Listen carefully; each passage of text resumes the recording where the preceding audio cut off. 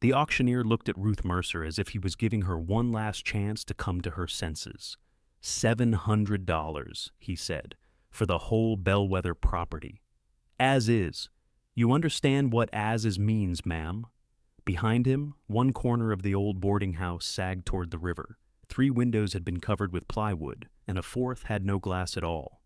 A strip of gutter hung from the roof like a crooked grin. Somewhere inside, something large scraped across the floor. Ruth tightened her hand around the motel envelope in her purse. Melissa had written 3 nights on the front in blue ink, as though labeling the length of time her parents were allowed to remain a problem. I understand, Ruth said. Walt leaned on his cane beside her. Rain shone on his silver hair. You sure? No. That's not the same answer you gave me on the bus. I was trying to keep morale up. The auctioneer cleared his throat. No one else had bid. No one else was foolish enough. Ruth looked at the 11 dark windows and thought of her daughter locking the car doors before pulling away from the motel. She thought of her son's unanswered phone. Then she raised her number. Sold. 11 days earlier, Ruth had still owned a blue farmhouse outside Millfield, Ohio, and believed her children were worried about her. The belief had not appeared all at once. It arrived in groceries Melissa brought without being asked, in Daniel's new habit of calling every evening, and in the way they both began using the word safe. You can't keep climbing those stairs safely. This old furnace isn't safe. What if Dad falls when you're outside? What if you get dizzy again? Ruth had not fainted. She had stood too fast after scrubbing the kitchen floor, found herself on one knee, and stayed there long enough for Melissa to walk in and see her. By supper time, the incident had become a collapse. By the following Sunday, it had become evidence. Now Ruth stood in the farmhouse kitchen, wrapping her mother's floured serving bowl in newspaper, while Daniel carried boxes through the mudroom. You don't need all this, he said. He said it about the good towels, Walt's socket sets, the cast-iron Dutch oven, and a framed photograph of Ruth and Walt at Niagara Falls in 1978. Everything they owned had become too heavy, too old, too much trouble, or something Melissa already had. I need the bowl, Ruth said. When's the last time you used it? Thanksgiving. You can use Mel's dishes now. Ruth folded another sheet of newspaper around it. Then she can use mine. Daniel smiled the patient smile he used with clients who wanted oak cabinets on a pine budget. At 47, he was still handsome in the loose, unfinished way he had been at 20. His brown hair fell across his forehead. His work boots were expensive and remarkably clean for a man whose business involved construction. Mom, we're trying to simplify things for you. I've noticed. By sunset, I expect to own 1 dress and a spoon. From the dining room, Walt called, "Keep 2 spoons. Company might come." Daniel laughed. Ruth did too, although the laugh caught on something. The farmhouse had been theirs for 36 years. They had bought it when the upstairs ceiling leaked and mice owned the pantry. Walt replaced every bad board he could reach. Ruth stripped 7 layers of wallpaper from the dining room, including 1 layer printed with orange mushrooms. They raised Melissa and Daniel there, nursed Ruth's mother there, hosted Christmas dinners so crowded that half the family ate with plates balanced on their knees. The house had also grown demanding. The back steps tilted. The upstairs bathroom pipes groaned in January. The nearest grocery store was 14 miles away, and Walt's right knee had become an unreliable hinge. Ruth knew all of that, knowing it did not make the rooms less hers. Melissa swept in shortly before noon, carrying coffee and a packet of color samples. I have good news, she announced. Curtis agreed we can do the basement in this soft gray. Walt looked up from a box of extension cords. I always dreamed of ending my days in agreeable gray. That's what it's called. Melissa kissed his cheek. See? It's perfect. She held the sample beside his face. Brings out my liver spots, he said. Melissa rolled her eyes, but she was smiling. At 44, she still moved through a room like a person hosting an event. Her blonde hair was pinned neatly at the back of her head. Even in Ruth's half-packed kitchen, she found a coaster before setting down her cup. She spread the basement plans on the table.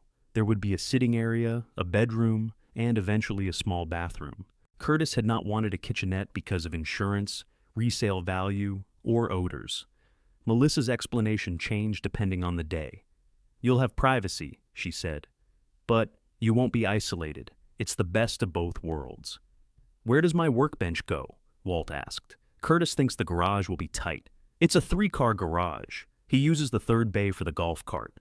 Walt nodded as if this were a serious agricultural necessity. Ruth watched Daniel open a cabinet and take out the coffee tin where she kept spare cash. "What are you doing? Looking for packing tape?" "In the coffee?" He put the tin back. "Worth a shot." There it was again, so small Ruth could have scolded herself for noticing. Daniel had always been careless with boundaries. He borrowed jackets without asking, trucks without returning them full, money without remembering the amount. But lately his eyes moved around the farmhouse as though adding up what remained. The sale had happened quickly. A young couple made an offer before the sign was properly planted, and Daniel urged his parents to accept before the market changed. Melissa agreed. Walt said the number was fair. Ruth, surrounded by three people telling her this was the sensible choice, signed. The money was supposed to make everything easier, pay the balance on the house, settle Walt's hospital bill, contribute to the basement renovation, and leave enough for Ruth and Walt to live without worrying. Then Daniel had come to them with a red folder. He needed a temporary loan for his company. 2 clients were late paying. A supplier had raised prices. Payroll was due Friday. He would repay everything as soon as 3 pending jobs closed. "How temporary?" Ruth had asked. 6 weeks. 8, worst case. The amount was not small. Neither was the memory of him at 19, sitting at this same table after wrecking his first car, unable to meet her eyes. Ruth had rescued him then. She had rescued him so many times since that refusing now felt less like a decision than a sudden change in the laws of nature. Walt wanted to give him half of what he requested. Ruth gave him more. Now, as Melissa discussed floor samples, Daniel carried their belongings into the rented moving truck. By evening, the farmhouse no longer looked like a home. It looked like a mouth after teeth had been pulled. The buyers would take possession Monday. Melissa wanted Ruth and Walt settled before then, so they followed her SUV east toward the suburbs in their old Buick. The last thing Ruth saw in the rearview mirror was the porch light Walt had forgotten to turn off. She almost asked him to go back. Instead, she reached across the console and touched his wrist. "You all right?" "No," he said. "Morale's good, though." Melissa's house stood in a development where every lawn was the same green and every mailbox appeared to have been approved by a committee. Curtis met them in the driveway, wearing pressed shorts and a strained expression. "Big day," he said. He shook Walt's hand rather than hugging him. When Ruth stepped toward him, he turned the movement into taking her overnight bag. "Basement's not quite there yet." Melissa spoke quickly. "Just cosmetic things." The basement smelled of fresh paint and damp concrete. Ruth descended carefully, one hand on the rail. The promised sitting area was crowded with a treadmill, stacked plastic tubs, 2 artificial Christmas trees, and boxes labeled Curtis College. A mattress lay on the floor between a weight bench and a dehumidifier. Walt stopped on the last step. "Cozy," he said. "The bed frame comes tomorrow," Melissa said. "Or Wednesday." "Bathroom?" "Upstairs for now." Ruth looked toward the small window near the ceiling. From where she stood, she could see a slice of lawn and Curtis's shoes. "The contractor hasn't started?" "He had a scheduling issue." Curtis set down the bag. "And we need to revisit the scope. Costs are getting out of hand." Melissa gave him a warning look. "What?" he said. "They need realistic expectations." Ruth heard the word they, not Mom and Dad, not Ruth and Walt. They, like a weather system moving in. Walt lowered himself onto the mattress. His knee made a faint popping sound. "Stairs may be a problem," Ruth said. "It's temporary," Melissa answered. "Everything is," Walt murmured. That first night, Ruth woke at 2 and could not remember where the bathroom was. She stood in the dark, listening to the dehumidifier hum. When she climbed the stairs, the door at the top would not open. She pushed again. Something scraped on the other side. Then Curtis's voice came through the door. "Who is it?" Ruth stared at the knob. "The burglar who calls you Curtis." A pause. The lock clicked. He had secured the basement door out of habit, he explained. He always locked up before bed. Ruth walked past him without replying. At breakfast, Melissa made a joke about it. Curtis made none. Daniel arrived near noon, took one look around the basement, and said, "This'll be nice once it's finished." "When will that be?" Ruth asked. "Soon. You're a contractor." "That's not a date." He checked his phone. "I'm not the contractor on this." "No. You're just the person who said it was ready." Melissa set down a basket of folded towels harder than necessary. We are all making adjustments. Ruth turned toward her. Which one are you making? The silence that followed had edges. Walt rose from the mattress and reached for his cane. Anybody want lunch? But Curtis had already left the room, and Daniel was studying his phone as if an answer might appear there. Melissa picked up the towels, refolded the one on top, and said quietly, "We need to talk about how long this arrangement is supposed to last." Ruth looked at her daughter's careful hands. They had been in the house less than 20 hours. Melissa stopped folding. "Curtis and I thought 6 months," she said. "Originally." "Originally when?" Ruth asked. "When we first talked about this. The first time you talked to us, you said we could stay as long as we needed. That's what I meant. 6 months should be more than enough time to figure out the next step." Walt remained standing, though Ruth could see the effort in the set of his jaw. "I thought this was the next step." Melissa's face tightened. She had always hated being pinned to her own words. Even as a girl, she could turn, I broke it into, why was it where I could reach it? Age had made the maneuver smoother, not rarer. "The basement was supposed to give you a transition," she said. "Into what?" Ruth asked. Daniel finally put away his phone. "Let's not make this adversarial." "Oh, good. You brought a longer word." "Mom, what? I like words. They're among the few things nobody packed into storage without asking me." Daniel glanced at Melissa, and Ruth saw it. A whole conversation traveling between them without her. It made her feel both foolish and cold. Walt tapped his cane against the floor. "I asked about lunch." They ate sandwiches at the kitchen island because Curtis did not like food in the basement. Melissa cut Ruth's sandwich diagonally, the way Ruth had cut hers for years, and placed 3 grapes beside it. The tenderness of the gesture was almost unbearable.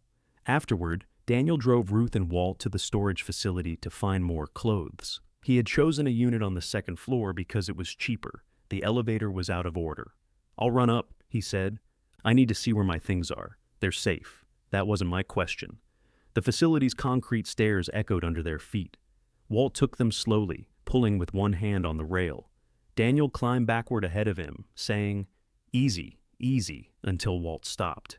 "If you say easy again, I'm pushing you down first so you can show me how." Daniel turned around. The unit was packed to the ceiling. Ruth's dining chairs stood upside down atop the washing machine. Boxes marked "Kitchen" were trapped behind Walt's tool chest, which was trapped behind a rolled mattress, which was pinned beneath 3 bookcases. "Where are our winter clothes?" Ruth asked. "Somewhere toward the back." "You packed the unit, with 2 guys from work. We were moving fast. You threw our life into a box and lost the labels?" "It's a 10 by 15, Mom, not the Bermuda Triangle." Walt peered between the stacks. "My workbench isn't here. Curtis didn't have room. That doesn't answer where it is." Daniel rubbed the back of his neck. "One of my guys has it at the shop." "Temporary. Which guy? Why does that matter?" "Because it's mine." Daniel's voice changed. "Only slightly. I'm trying to help you." Walt stared at him, then looked away. "Find your mother's clothes."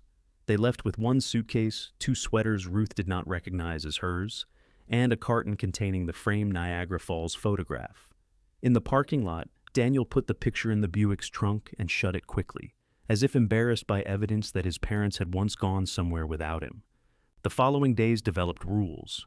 Ruth and Walt could use the washing machine on Tuesdays and Fridays, but not after 7 because the pipes knocked. They were asked not to adjust the thermostat. Walt's aftershave bothered Curtis in the mornings. Ruth's skillet scratched the cooktop. The Buick could not remain in the driveway because it leaked a coin-sized drop of oil, so Walt parked on the street and limped up the slope. Ruth responded by becoming useful. She cleaned the refrigerator without being asked. She ironed Melissa's blouses. She cooked pot roast on Wednesday and baked biscuits Thursday morning, and for a few hours the house smelled like the farmhouse. Melissa came home, took 1 breath, and rested her forehead on Ruth's shoulder. "I miss this," she said. Ruth's hand rose automatically to smooth her hair. At dinner, Curtis ate 3 biscuits. Then he mentioned that bacon grease should never be poured into the sink. "I put it in a jar," Ruth said. "Just saying. Then I'll just say, I put it in a jar." Afterward, Melissa carried her plate toward the dishwasher, but Ruth took it from her. "You worked all day. So did you." It was only dinner. The words came out before Ruth could stop them. Only dinner. Only laundry, only keeping track of what was running low, what needed thawing, which button was loose on Walt's good shirt. She had reduced her own labor so consistently that everyone else had learned to do it for her. That night, she left the dishes in the sink. By morning, Curtis had lined them up on the basement steps. Walt found them first. Ruth heard porcelain knocking together, then the slow, uneven rhythm of his cane. When he reached the bottom, he carried the plates under one arm. "Return mail," he said. A yellow sticky note was attached to the top plate. "Please respect shared spaces." Ruth removed the note, placed it on the dehumidifier, and began to laugh. She tried not to. That made it worse. Soon she was sitting on the mattress with tears running down her cheeks, laughing at the careful block letters and the word shared. Walt set the dishes on the floor and sat beside her. "I've been disrespecting shared spaces for 50 years, he said. "You should have seen the faculty restroom after taco day." She leaned against him until the laugh became something quieter. The next afternoon, Melissa placed 3 glossy brochures on the kitchen island. They showed silver-haired couples holding wine glasses near flower beds. One advertised maintenance-free senior living. Another promised graduated support. None listed a price. "I'm not saying now," Melissa began. Ruth opened the first brochure. "Then why are you saying it?" "Because good places have waiting lists." "Waiting for what?" "Availability." "People to die, you mean?" Melissa lowered her voice. "Can you please not do that?" "Do what? Make everything ugly." Ruth looked at the couple in the brochure. The woman's teeth were so white they looked rented. "I didn't make it." Walt came in through the garage carrying a wrench and a wet rag. "Powder room faucet was dripping," he said. "Was?" Melissa looked alarmed. "Did Curtis ask you to fix it?" "No." "The faucet did." "Dad, he's particular about who works on the house." "I replaced a washer. The house remains structurally sound." "Please ask next time." Walt wiped his hands on the rag. "I'll have the faucet submit a request." Melissa shut her eyes. Ruth expected another argument. Instead, her daughter began to cry. It was quiet crying, angrily contained. She pressed both hands to the countertop as though it were the only stable thing in the room. "I can't do this," she whispered. Ruth moved toward her. "Honey," Melissa stepped back. That hurt more than the words. "I'm trying," Melissa said. "I rearranged everything. Curtis and I are fighting every night. Daniel keeps telling me one thing, and you tell me another. Nobody told me the basement work would cost $40,000. 40? With the bathroom, the permits, making it accessible? Yes. We never asked for $40,000. You need a bathroom?" "We had one," Walt said. "At our house." Melissa flinched. Ruth pulled out a stool and sat. "What has Daniel been telling you?" Her daughter wiped her face with the heel of her hand. "That you'd cover the renovation from the sale." Ruth turned toward Walt. He gave one slow shake of his head. "We agreed to contribute," Ruth said. "We never agreed to pay $40,000. Daniel said there was plenty left after the mortgage." "There was, before his loan." Melissa stared at her. "What loan?" The garage door opened before Ruth could answer.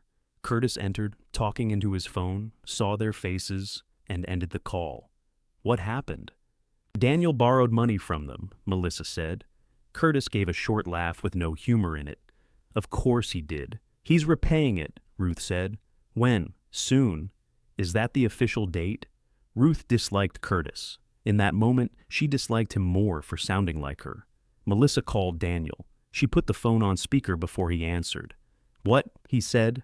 Machinery clattered behind him. "How much did you borrow from Mom and Dad?" A pause. "Why?" "Because they were supposed to pay for the basement." "No, we weren't," Ruth said. Daniel sighed. "Can we discuss this tonight?" "We're discussing it now," Curtis said. Another pause, different from the first. "I didn't know you were there, clearly." Daniel began explaining receivables, supplier costs, and a commercial renovation that would put him ahead for the year. The more he talked, the less money seemed to exist. Melissa interrupted. "How much?" He named the amount. She sat down. Curtis walked out of the room. Walt remained near the doorway, leaning harder on his cane than usual. "You said it was handled," Melissa told Daniel. "It is handled. You said they could afford the renovation. They can. Mom has another account." Ruth felt the room narrow. "How do you know what I have?" "You showed me the statements when we did the sale paperwork. That doesn't make it yours to report. I was trying to solve the problem." "No," Ruth said. "You were moving my money around in conversations. Nothing was moved. You know what I mean." Daniel's voice sharpened. I've spent 2 months doing everything for you two. I found the realtor. I got the truck. I negotiated storage. I took time away from jobs I actually get paid for. Walt's expression changed at the word paid. Ruth saw it and spoke before he could. Bring back his workbench. What? Your father's workbench. Bring it back. I can't deal with that right now. Monday. Mom, she ended the call. No one spoke for several seconds. Melissa stared at the dark phone screen.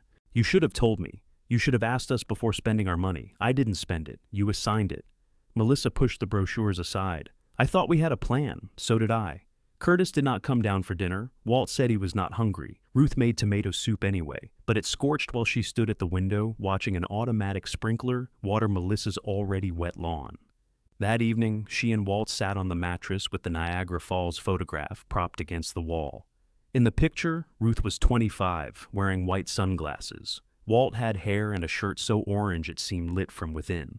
You remember that motel? He asked. The one with the vibrating bed? Cost $25. You spent $3. Honeymoon. She smiled despite herself. Ruthie, he said, we can leave. And go where? I don't know. That's not a place. No, but it's a direction. On Friday morning, Curtis asked to talk. He stood in the kitchen with Melissa beside him, their shoulders close but not touching. He said the tension was damaging their marriage. He said the basement was not ready. He said everyone needed space to reconsider the arrangement. Melissa kept her eyes on the fruit bowl.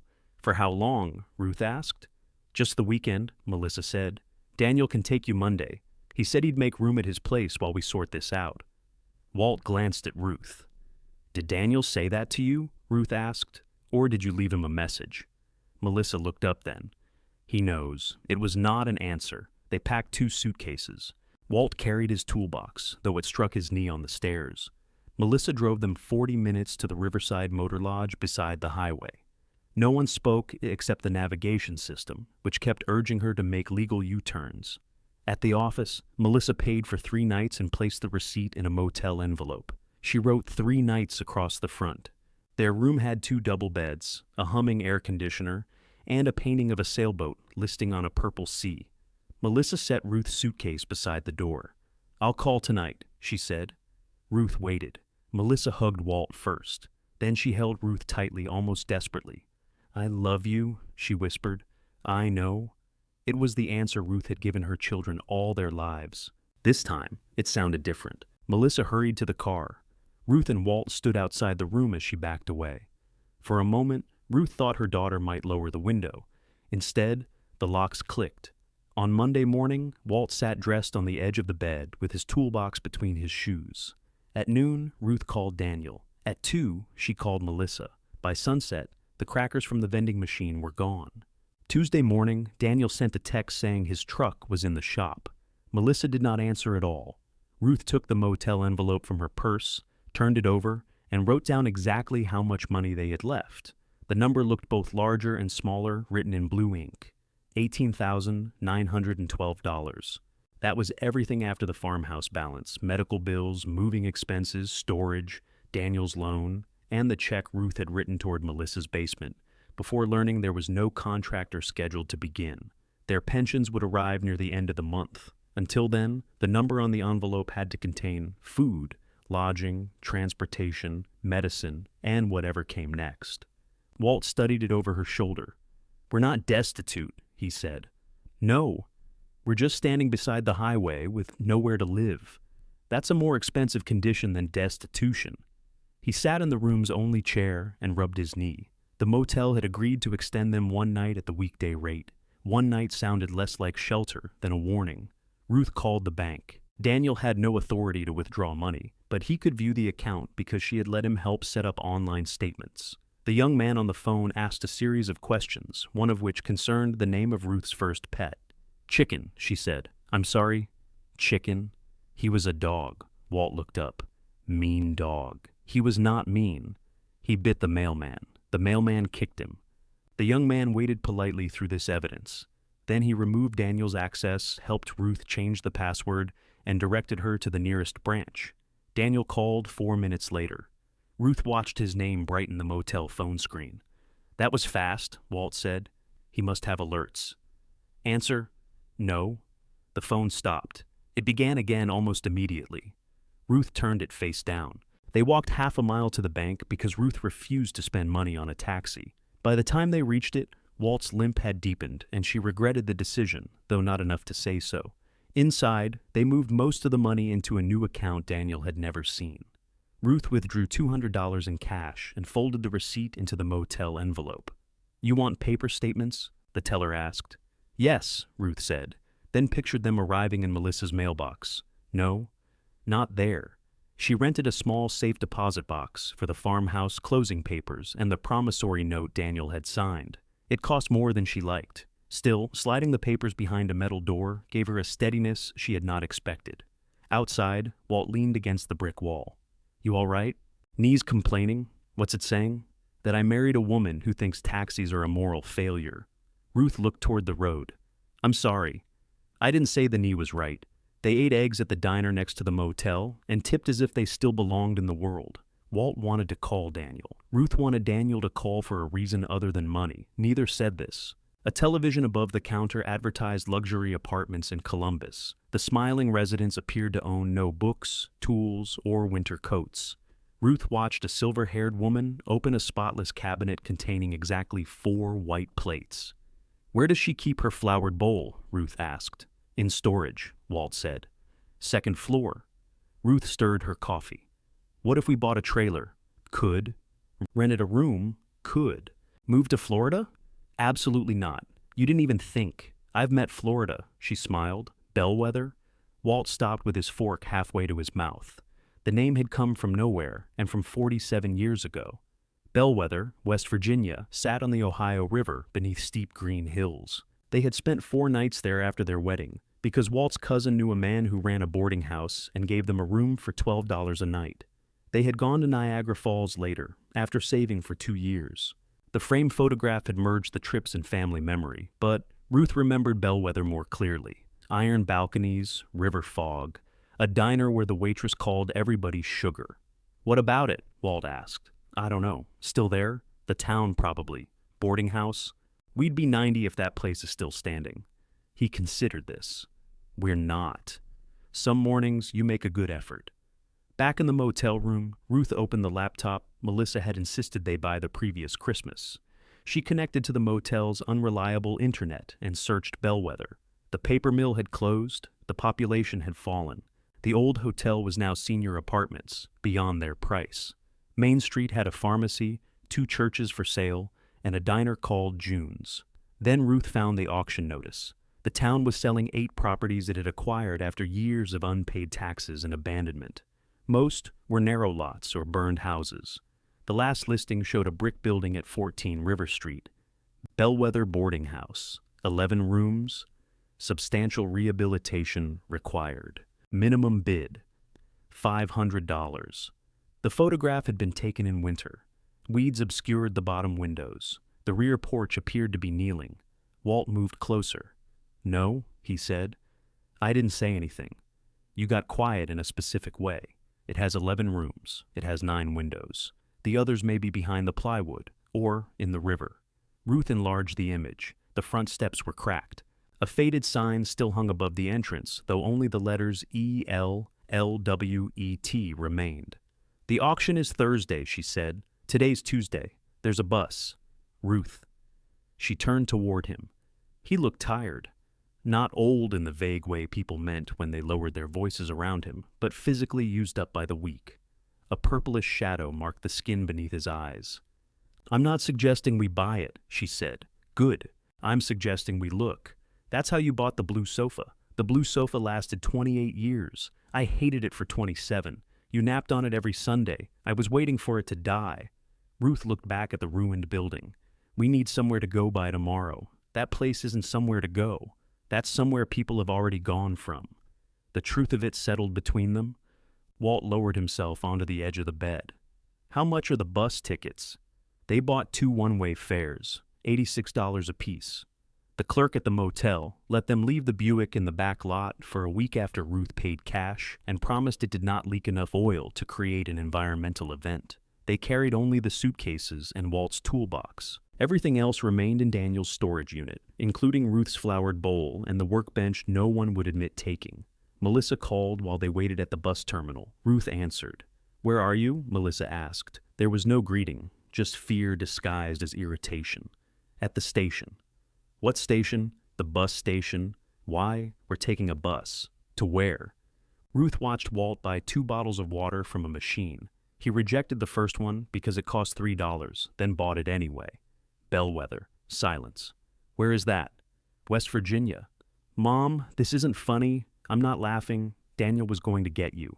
"When?" "He's working something out. He was supposed to work it out yesterday." Melissa exhaled. "You could have called me." "I did. I mean, again." Ruth closed her eyes. How many times should a person have to ask not to be left in a motel? A bus hissed at the curb. People rose around her, lifting bags, checking tickets. Melissa's voice softened. "Please come back." "To the basement?" "We'll figure something out." Did Curtis agree? Another silence. Ruth nodded, though her daughter could not see it. "I love you." "Mom," she ended the call before the old answer could be used against her. The bus smelled of coffee, damp coats, and an air freshener, failing heroically near the restroom. Walt took the window seat so he could brace his knee against the wall. As Ohio flattened past them, Ruth expected panic. Instead, she felt the strange lightness of having disappointed everyone. At the first stop, Daniel left a message. "You can't just take off. Call me before you do anything with the account. There are payments coming through, and we need to talk about the loan." "I'm serious, Mom." Walt listened beside her. "Well," he said when it ended, "he's serious." "That's reassuring. You calling?" Ruth deleted the message. They reached Bellwether after dark. The station was a glass shelter outside a drugstore, not the red brick depot Ruth remembered. River fog blurred the streetlights. Half the storefronts were empty, and the hills rose so sharply beyond town that the buildings seemed trapped between stone and water. June's diner was still open. A broad woman with steel-gray hair brought them meatloaf without asking whether they wanted gravy. "You're the bus people," she said. "Is that a category?" Ruth asked. In Bellwether, 2 people getting off a bus after 6 is an event. Her name tag read June. She had a smoker's voice, though Ruth never saw her smoke, and moved with the speed of someone who had been told she was too old to hurry. "You got family here?" June asked. "No," Ruth said. "Business?" "Maybe." June looked at the suitcase beside Walt's chair, the toolbox beneath it, and Ruth's motel envelope on the table. She did not ask more. The only available room was above a bar 4 blocks away. Music thudded through the floor until 2 in the morning, and someone laughed outside their door at 3. Walt slept through all of it. Ruth lay awake beside him, thinking about the difference between leaving and being left. Rain had begun by dawn. The boarding house stood at the end of River Street behind a chain-link fence. In person, it looked larger and more wounded than the photograph. Moss climbed the bricks. The collapsed rear porch had pulled part of the gutter with it. A young maple grew from a crack near the foundation. A woman from the town office unlocked the fence for the scheduled inspection and handed each visitor a waiver. There were 4 people besides Ruth and Walt, a man seeking scrap wood, 2 brothers who wanted the lot, and a woman who took one look inside and returned to her car. The front hall smelled of wet plaster and animals. Wallpaper peeled in long strips. Mail lay swollen on the floor beneath a broken slot. Walt's whole manner changed. He stopped being the man who needed help on the steps and became the man who knew why the steps moved. He tested the rail, examined the ceiling, and used a small flashlight from his toolbox to study the basement walls. He did not pretend the damage was minor. "Roof's open over the back third," he said. "Plumbing's been drained. Maybe not soon enough. Wiring's old. Porch is finished. Foundation? Ugly, but I don't see fresh movement. Can we live here? Not today. Soon?" He looked at her. "Depends what you mean by live." 2 ground floor rooms were mostly dry. The kitchen had a blackened range, a deep sink, and cabinets built when people expected wood to last. Upstairs, iron bed frames remained in several rooms. One held a wardrobe with no doors. There was no treasure, no intact furniture worth selling, nothing waiting to rescue them from the price of repairs. In the dining room, rain tapped into 3 buckets left by some previous visitor. Ruth stood beneath a water-stained ceiling and imagined the long table that had once occupied the center. She could almost hear plates, chair legs, arguments about whose turn it was to wash up. Walt watched her. "We'd need paid help," he said. "A lot of it." "I know. I can't do a roof. I know." $18,000 can disappear in a building like this before you get one working toilet. I know. He leaned on his cane and looked around. You're still doing the quiet thing. The auction took place beneath an awning beside the town offices. Rain dripped from its edge. The brothers bid 500, then 6. Ruth raised her number at 7. They did not bid again.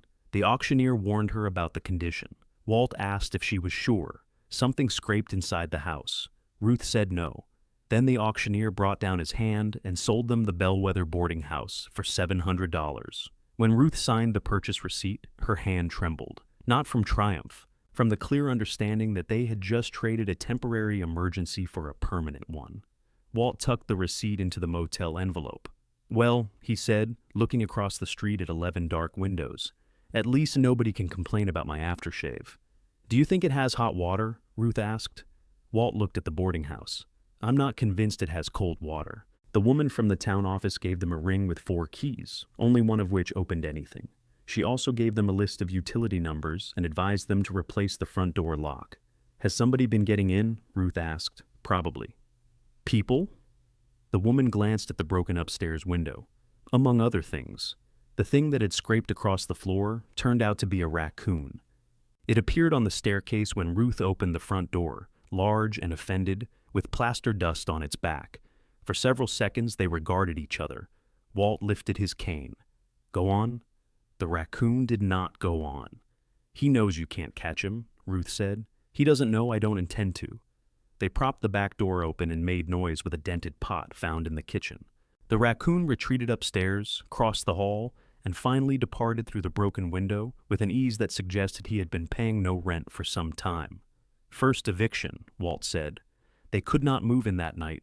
The front lock barely worked, the water was off, and darkness changed the building from damaged to threatening. Ruth paid for 2 more nights over the bar. Each time she opened her wallet, she heard the boarding house chewing. In the morning, they bought heavy gloves, dust masks, contractor bags, bleach, 2 flashlights, a pry bar, and the cheapest new deadbolt at the hardware store. Walt added roof nails to the cart. No, Ruth said. He looked at the nails. They don't climb the ladder by themselves. You're not climbing one either. Then how are we fastening a tarp? We pay somebody. With what? With money. That's what money's for now? Yes. What was it for last week? Apparently Daniel. The cashier became fascinated by a display of batteries. Walt put the nails back. He did not speak until they were outside. That was low. I know. He's my son too. I know that as well. Do you? Ruth pushed the cart across the wet parking lot. I know you taught him to hold a hammer. I know you took him to his first job every morning because he'd lost his license. I know the workbench he gave away was the one your father built. What part do you think I missed? Walt's mouth flattened. The Buick was still in Ohio. They carried the supplies 4 blocks, stopping twice for his knee. By the time they reached River Street, Ruth's fingers ached from the plastic handles, and she was angry at the building for standing so far from everything. The new deadbolt took Walt 40 minutes. He worked seated on an overturned bucket, pausing when his hand cramped. Ruth swept the front hall, creating a cloud that passed through her dust mask and settled in her throat. They chose the former parlor for sleeping. Its ceiling was stained but intact, and the floor had only one soft patch near the radiator. The adjoining room would hold their suitcases and Walt's tools. Together, they dragged out a rotted sofa. A mouse came out of it and ran across Ruth's shoe. She dropped her end. Walt nearly followed the sofa to the floor. Mouse, she said. I saw. It touched me. He seemed sorry. They got the sofa outside and stood over it, panting. The front door had become too narrow during the process, though it returned to normal once the sofa was on the sidewalk. A pickup stopped beside them. The driver, a lean man in a canvas jacket, lowered his window. You buy this place? Ruth pulled down her mask. That depends. Are you here to congratulate us or have us committed? Could go either way. He introduced himself as Marcus Reed and pointed toward an appliance repair shop near the railroad tracks. He did occasional work there. He had come because June told him the new owners might need help. June works fast, Ruth said. June talks fast. Work depends. Marcus walked around the building without offering opinions he had not earned. He studied the sagging gutter, shone a light beneath the porch, and examined the breaker panel in the basement. Mill electrician, he said when Walt asked how he knew wiring. 26 years. Then the mill decided it could make paper somewhere cheaper. Can you make this safe? Ruth asked. Safe is a large word. Safe enough not to burn down while we're asleep. That's smaller. The utility company would not restore power until obvious damage near the rear rooms was isolated. Marcus named a price to disconnect the worst circuits, test the ground floor lines, and install 3 working outlets. It was less than Ruth feared and more than Walt wanted to pay. When can you start? She asked. Marcus looked at Walt. Walt said, She asked you? Tomorrow. We'll pay half when you begin and half when the outlets work, Ruth said. Marcus nodded. Fair. After he left, Walt brushed dust from the breaker box. You trust him? No. You hired him. I trust half of him. For the roof, Marcus recommended 2 brothers who did small jobs between larger contracts. They agreed to tarp the open section, patch the worst holes over the parlor, and remove the hanging gutter for $650. Ruth almost refused. Then rain began tapping somewhere behind the basement wall. She paid the deposit. By late afternoon, they had spent more than twice the purchase price of the building without producing a working light or toilet. Ruth wrote every amount on the back of the motel envelope. $700 for the property, 86 times 2 for the bus. Hardware store, $134, lock included. Electric deposit, $100, water deposit, $75. Roof deposit, $325. 2 more nights over the bar, $140. Walt read the list. You forgot lunch. We didn't have lunch. That explains why I can hear your stomach from here. They walked to June's diner. June took one look at them and placed 2 bowls of chicken soup on the counter. We didn't order, Ruth said. You also didn't eat. That information came from Marcus. That information came from your faces. June moved away before Ruth could object. At the register, she charged them for 1 bowl. Ruth paid for 2. June returned the extra money by tucking it beneath Walt's water glass. Don't make me insult you, she said. I'm tired. Ruth left it on the counter as a tip. June discovered it before they reached the door and shouted something about stubborn old women. Ruth raised one hand without turning around. The water company restored service the next morning. A man at the curb opened the valve. Somewhere inside the boarding house, pipes shuddered awake. For 3 hopeful seconds, nothing happened. Then Walt shouted from the kitchen. Water sprayed from beneath the sink in a silver sheet. Another leak began upstairs, ran through the dining room ceiling, and landed on the floor with the sound of applause. Shut it off! Walt called. Ruth ran outside. The utility man had already left. The curb valve required a special wrench. Walt crawled beneath the kitchen sink. His bad leg extended behind him. Main shutoffs stuck. Ruth found the pry bar. Together, they forced the old handle until it moved. The pipes groaned. The spray weakened, became a stream, then a drip. Walt rolled onto his back, soaked from the chest up. Cold water, he said. Ruth leaned against the cabinet, breathing hard. Question answered. Marcus arrived while they were mopping. He took in the wet floor and Walt's shirt. Plumbing inspection? Successful, Walt said. We found it. Marcus's mouth twitched. The electrician worked without much conversation. Ruth cleaned the upstairs rooms while Walt followed him, asking questions that became more technical as the morning passed. Their suspicion of each other softened through wire gauges and shared complaints about people who wrapped electrical tape around problems they should have repaired. Upstairs, Ruth found old newspapers, broken lamps, and a mattress that had become a habitat. The room at the front was dry, except beneath the window. Through the dirty glass, she could see the river sliding brown and broad beyond the rooftops. On the sill, someone had carved initials into the wood. Dozens of them overlapped. Most were unreadable. The place had held people once. Not tourists passing through for a night, but people who stayed long enough to leave marks. Ruth placed her hand on the scarred sill and immediately felt foolish. The building was not calling to her. It had no opinion. It would take whatever money and labor they gave it and offer nothing out of gratitude. Downstairs, an outlet sparked. Marcus swore. Walt said, "There she is." By late afternoon, 3 outlets worked. Marcus plugged a lamp into each and left them burning for 20 minutes. The warm circles of light transformed the parlor. They did not improve the walls or the floor, but they gave the damage edges. Ruth paid him the remaining half. "You need the upstairs disconnected until I can get back," he said. Don't turn on any breaker marked with red tape. When can you get back? Walt asked. Marcus glanced toward the window. Couple days. Busy? Enough. June arrived near closing time carrying 2 folding cots in the bed of a borrowed truck. She claimed they belonged to the diner and had not been used since a fishing trip no one remembered taking. They're loans, she said. If you die on them, I expect replacements. She also brought an old electric kettle, 2 mugs, and a roll of toilet paper. We don't have working plumbing, Ruth said. Then save that for when morale improves. The water stayed off. They washed their faces at the laundromat and changed clothes in its restroom.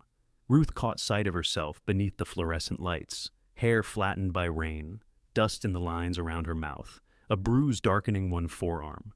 She looked less like a woman beginning a new life than one losing a fight with a basement.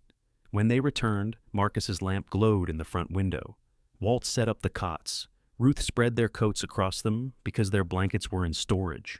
The room smelled of bleach, wet brick, and the soup June had packed into 2 paper containers. They ate with the containers balanced on their knees. Walt nodded toward the ceiling. Hear that? Ruth listened. No dripping. The roof patch had held through the evening rain. She took out her phone. There were 7 messages from Melissa and 4 from Daniel. Melissa's most recent said, "Please just tell me you're safe." Ruth looked at the stained walls, the exposed outlet, the buckets waiting in the hall. She typed, "We bought a house in Bellwether." "We are safe enough," Melissa called, before Ruth could put down the phone. "A house? A boarding house? You bought a boarding house?" "Yes." "For how much?" Ruth almost laughed. Of all the questions, $700. Her daughter made a sound Ruth could not name. "Mom," she said, "what have you done?" Above Ruth, claws moved slowly across the ceiling. She looked at Walt. He raised his soup spoon as if proposing a toast. "We're still finding out," Ruth said. Melissa's first response was silence. Her second was louder. "You can't live in a $700 house. We're living in a free basement now. It feels like an improvement. This isn't a joke. No, the jokes were better in the basement. Is Dad there?" Ruth looked at Walt. He held out his hand for the phone. "I'm here," he said. He listened, eyes moving toward the ceiling as the claws above them stopped and began again. "No, she didn't make me do it. Your mother hasn't made me do anything since she made me dance at your cousin's wedding." Ruth mouthed, "You danced." "Under protest," Walt told her. Melissa's voice rose enough for Ruth to hear, without the phone. She wanted pictures. She wanted the address. She wanted to know whether the purchase could be reversed. "It was an auction," Walt said. "They generally frown on taxies-backsies." He listened again. "No, we haven't lost our minds." A pause. "Well, not recently." He handed the phone back. "Mom, please," Melissa said. Her anger had cracked. Fear showed beneath it. And Ruth hated that she still wanted to comfort her. "Curtis says these properties can have mold, bad wiring, structural problems. People break into them. Curtis is right. Then come home." Ruth looked around the parlor. 1 lamp, 2 borrowed cots, soup containers, and a ceiling containing an animal with poor boundaries. "Which home?" Melissa began to answer and stopped. Ruth let the silence remain. She had filled too many silences for her children. She had explained their thoughtlessness to other people, softened their refusals, supplied the kind motives they had neglected to provide. "I can come get you tomorrow," Melissa said. "Did Curtis invite us back?" "He's concerned too." "That's not what I asked. We can get a hotel near us while we find somewhere appropriate." "With whose money?" Another pause. "Yours, for now." Ruth closed her eyes. "Get Daniel to repay the loan," she said. "Then we'll discuss appropriate." She ended the call before Melissa could turn the request into cruelty. Walt set his empty soup container on the floor. She sounded upset. "She left us in a motel." "She did." "Why are you saying it like I need reminding?" "Because you said it like I didn't." The claws above them moved toward the wall. Ruth wrapped her coat tighter. "I'm angry at the wrong person," she said. "Better than not being angry. That was getting old. So are we. That too." The cots creaked whenever either of them moved. Ruth woke repeatedly, certain she had heard footsteps in the hall. Once, Walt reached across the space between them and found her hand in the darkness. They lay that way without speaking, arms suspended uncomfortably between 2 narrow beds. By morning, the raccoon had knocked loose a piece of plaster in the upstairs hall. Walt found paw prints on a windowsill and announced that their tenant had vacated without cleaning. The Roof brothers returned to cover the broken window with plywood. They also carried out the ruined mattress and the worst of the debris for an additional $100. Ruth paid them from the dwindling cash in the motel envelope, then wrote the amount down. Walt watched. You don't have to record every nail. If I don't, the money will turn into air. It's going to turn into pipe fittings. Those I can count. The downstairs toilet had an old wall-mounted tank and a cracked supply line. Walt removed the damaged parts while seated on a low stool. Ruth held the flashlight. Higher, he said. She raised it. Not in my eyes. You said higher. I assumed you'd preserve my sight. You've made riskier assumptions lately. The shut-off valve crumbled when he touched it. Rust fell into his palm. Walt examined the pieces. Well, is that fixable well or funeral well? Hardware store well. Marcus drove them in his pickup. The cab smelled of coffee and machine oil, and the passenger door opened only from the outside. Ruth sat in the middle because Walt needed room for his leg. At the store, Walt filled a basket with fittings, a new valve, a toilet supply line, pipe compound, and 2 sizes of washers. You need both? Ruth asked. I'd rather own a 40-cent washer than walk 4 blocks when the wrong one leaks. That is the first sensible financial argument anyone has made to me this month. Marcus bought electrical staples and a loaf of bread. He paid in coins and small bills, counting twice. Ruth noticed but looked toward a display of faucets until he finished. On the way back, Marcus stopped at the appliance repair shop. Need my tester. The shop's front room was crowded with opened washing machines and refrigerators labeled in grease pencil. In back, beyond a curtain, Ruth saw a narrow cot, a duffel bag, and 3 shirts hanging from a water pipe. A hot plate sat on a crate beside the bread Marcus had just bought. He drew the curtain closed without hurrying. Business has sleeping quarters? Walt asked. Business has a back room. Marcus found the tester on a bench. Ruth did not ask how long he had been there. She recognized the rigid dignity of a person waiting for a question he intended not to answer. Back at the boarding house, Walt replaced the valve. It took most of the afternoon because the old pipe had to be cut back and rethreaded. He swore at it steadily, without repeating himself. Marcus worked in the basement and occasionally called up advice that Walt ignored before following. When the water was turned on again, the repaired kitchen line held. The upstairs remained isolated, as did the ruined rear bathroom. The downstairs toilet filled slowly. Ruth stood beside Walt while he pressed the handle. The toilet flushed. The sound was deep, uneven, and magnificent. Walt bowed. Ruth applauded until Marcus appeared in the doorway. Everything all right? We have entered the age of indoor plumbing, she said. Marcus looked at the toilet. Congratulations. You could show a little feeling.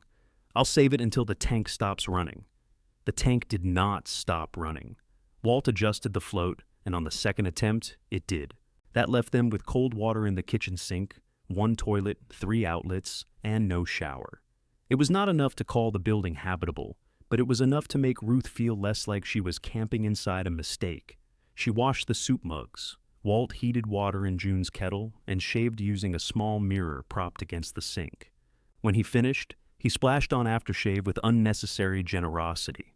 Celebrating? Ruth asked, establishing dominance. The front door opened. A woman stepped into the hall wearing navy work pants, white shoes, and a jacket over pale green scrubs. She was close to Ruth's age, compact and straight-backed, with tired eyes and silver braids pinned at the nape of her neck. Hello, she called. Ruth dried her hands. Can I help you? June says you'll have rooms. June says many things. She said that too. The woman introduced herself as Celia Price. She worked nights at a rehabilitation hospital across the river. Her eyes moved over the peeling walls, plastic-covered doorway, and exposed patch around the new lock. How soon? She asked. We don't have a shower. I use one at work. The upstairs power is disconnected. I sleep during daylight. There may still be a raccoon. Celia considered that. Does it smoke? No. I've had worse roommates. Walt emerged from the kitchen smelling forcefully respectable. We're not renting yet, he said. Celia looked at him, then at his cane and damp shirt cuffs. Did I ask you to carry my furniture? No. Good. I don't have any. Ruth almost smiled. Why do you need a room? Celia's expression changed by a degree. The cousin I lived with passed. I took care of her at home the last 3 years. Her house went to somebody who didn't want me included. I'm sorry. I'm not shopping for sorry. No, Ruth said. I suppose not. There were utility bills in my name. I paid those. What I didn't have was a lease. That was stupid. The bluntness of it landed close. Ruth thought of promises made at her farmhouse table, none written because family was supposed to make writing unnecessary. Where are you staying now? Walt asked. My car. He glanced toward the street. A dark green sedan was parked beneath a maple, its back seat packed neatly with folded clothes and 2 lidded tubs. How long? Ruth asked. Long enough? Celia reached into her jacket and took out a small notebook. I can pay $400 a month once there's a locking door and legal power. I don't need pretty. I need quiet between 7 in the morning and 3 in the afternoon. We can't promise quiet, Walt said. We're rebuilding. I sleep through hospital floor polishers. Ruth looked toward the staircase. The dry front room upstairs had an iron bed frame, but no mattress, a damaged window sash, and flooring that would need scrubbing 3 times before anyone should remove their shoes. It also had a door with a working lock. We're not taking money today, Ruth said. I didn't offer any today. What if we wrote down your name? Celia handed her the notebook. Write yours, too. I don't make arrangements with buildings. After she left, Walt stood at the front window watching her rearrange something in the back seat before driving away. We are not ready, he said. I know. That room needs wiring, glass, paint, probably a new radiator valve. I know. We can't take responsibility for people when we can barely manage ourselves. Ruth set Celia's notebook on the kitchen counter. The woman's handwriting was small and exact. Celia Price, followed by a phone number and night shift, call after 3 p.m. She didn't ask us to manage her. She asked for a room. That's what this is? Walt turned. What is? Ruth gestured around them. A boarding house. Until that moment, the word had meant only the name on the auction listing. A building type, 11 rooms, a shape they had purchased because it was cheap enough to interrupt despair.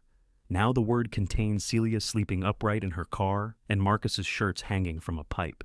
It also contained rent, repairs, heat, locks, people depending on them to do what they said.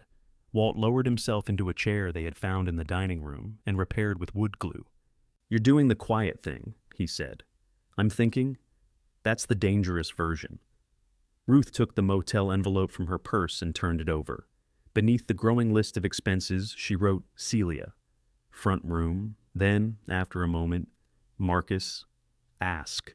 She drew a line under both names. We need rules, she said. We need hot water. We need both. From upstairs came a soft thump. Walt looked at the ceiling. And a raccoon policy. Ruth added that to the list. Raccoons pay double, Walt said. Ruth kept writing. No smoking, no open flames, no overnight guests without notice. Raccoons won't agree to that. No food left in rooms. That's discriminatory. You leave crackers beside the bed. I am the owner. Corruption already.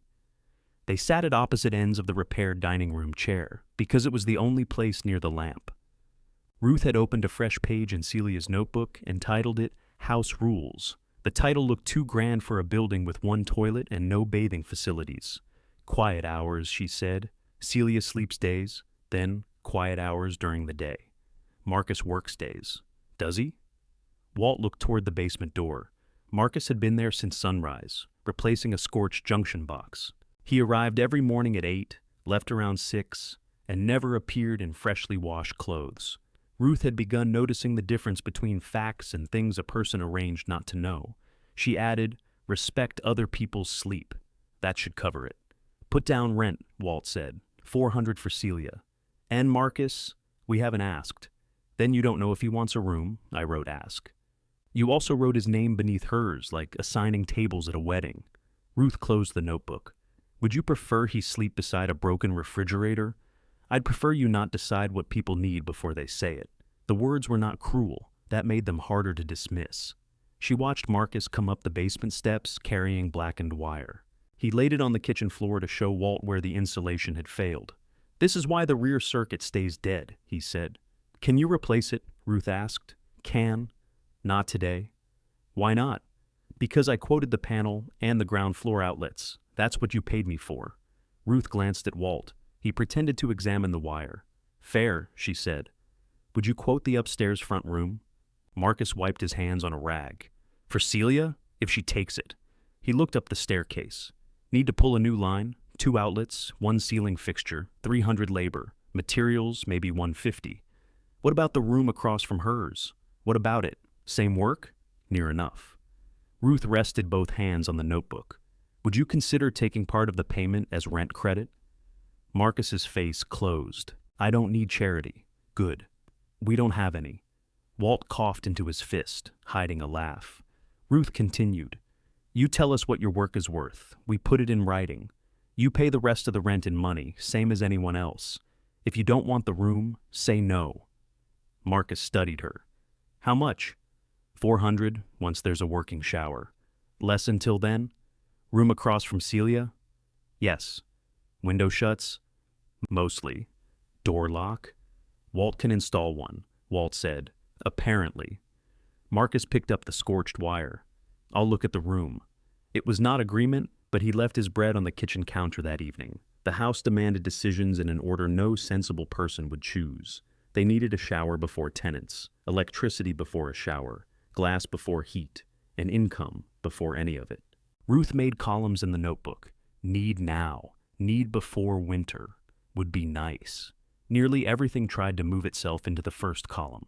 A plumber named Avery Cobb came after Marcus called, in a favor that Ruth insisted was not a favor. Then call it a professional courtesy, Marcus said. What does that cost? Usually pie. We can afford pie. Avery was a narrow man in red suspenders who examined the pipes with the weary respect of a doctor meeting a patient who had survived against advice. The downstairs washroom contained a clawfoot tub behind a partition, but its taps had fused and the drain leaked into the basement. I can give you a shower, he said. It won't be pretty. Nothing else is, Ruth said. It'll match. He replaced the supply lines, fitted an inexpensive shower ring above the tub, and repaired the drain. Walt assisted from floor level until Avery told him to stop handing over the wrong wrench. That was the right wrench, Walt said. It was a 3/8. You asked for 3/8. I asked for 7/16. You mumbled. I've been married twice. I know when I mumbled. The old water heater's tank was sound. Marcus replaced a burned element and thermostat. When he switched it on, every working lamp in the house dimmed. No breaker tripped. They waited 40 minutes. Ruth turned the tub tap. Brown water coughed out, cleared, and began to steam. She put her hand beneath it. Hot water seemed too ordinary a thing to cause tears. She turned away before anyone noticed, but Celia had arrived silently behind them. I notice everything, Celia said. Occupational problem. You're early, Ruth replied. I'm late. Shift ended 2 hours ago. Celia inspected the front room upstairs. Ruth had scrubbed the floor, washed the window, and hung curtains made from 2 cotton tablecloths found at a thrift shop. A clean mattress rested on the iron frame, purchased from a hotel liquidation warehouse and delivered for more than Ruth thought a mattress should cost. The patched wall was still bare plaster. The ceiling fixture worked. The lock clicked cleanly. Celia tested it from both sides. 400? She asked. Monthly? Prorated this month. Electric and water included for now. We revisit that if usage becomes unreasonable. What's unreasonable? We'll define it before we charge anything. Kitchen, shared, laundry, laundromat until we get a machine. Can I put a small television in here?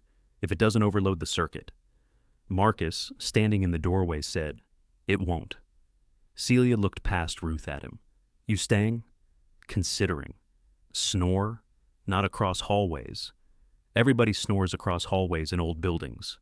She took out her notebook. Ruth had typed a simple room agreement at the public library and paid 20 cents a page to print copies. It listed the rent, the room, the quiet expectations, and 30 days' notice from either side. Nothing in it depended on love, gratitude, or somebody remembering what had been promised. Celia read every line. Fine, she said. She signed, paid $100 for the remaining week, and asked for a receipt. Ruth's hand shook again as she wrote it. Celia pretended not to see. Moving her in took less than 15 minutes. Everything she owned fit in the sedan. She carried the tubs herself and allowed Walt to take only a lamp. When he reached the top, His breathing had shortened. Celia removed the lamp from his hands.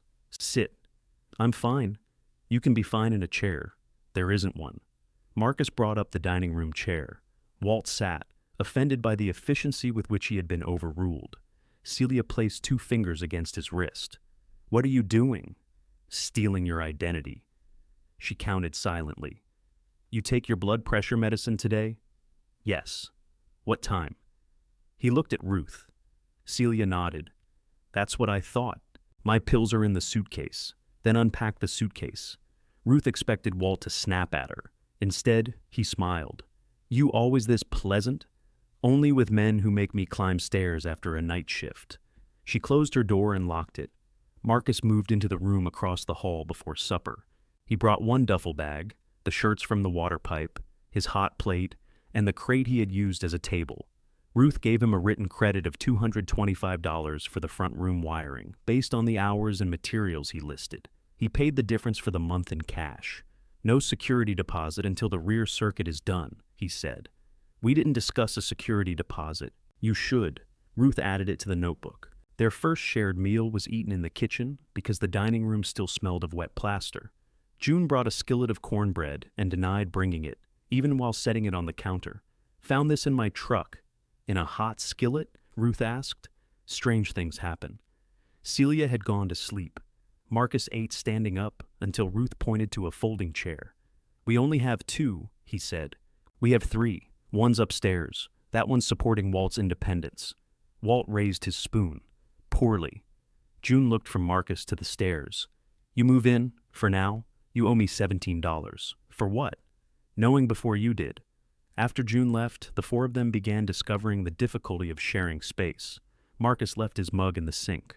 Walt moved his electrical tester and denied it. Celia woke at noon because the Roof brothers dropped a plank, came downstairs in a robe, and informed everyone that quiet was not the same as whispering immediately before impact. Ruth apologized 3 times. Once was enough, Celia said. I'm responsible. You didn't drop the plank.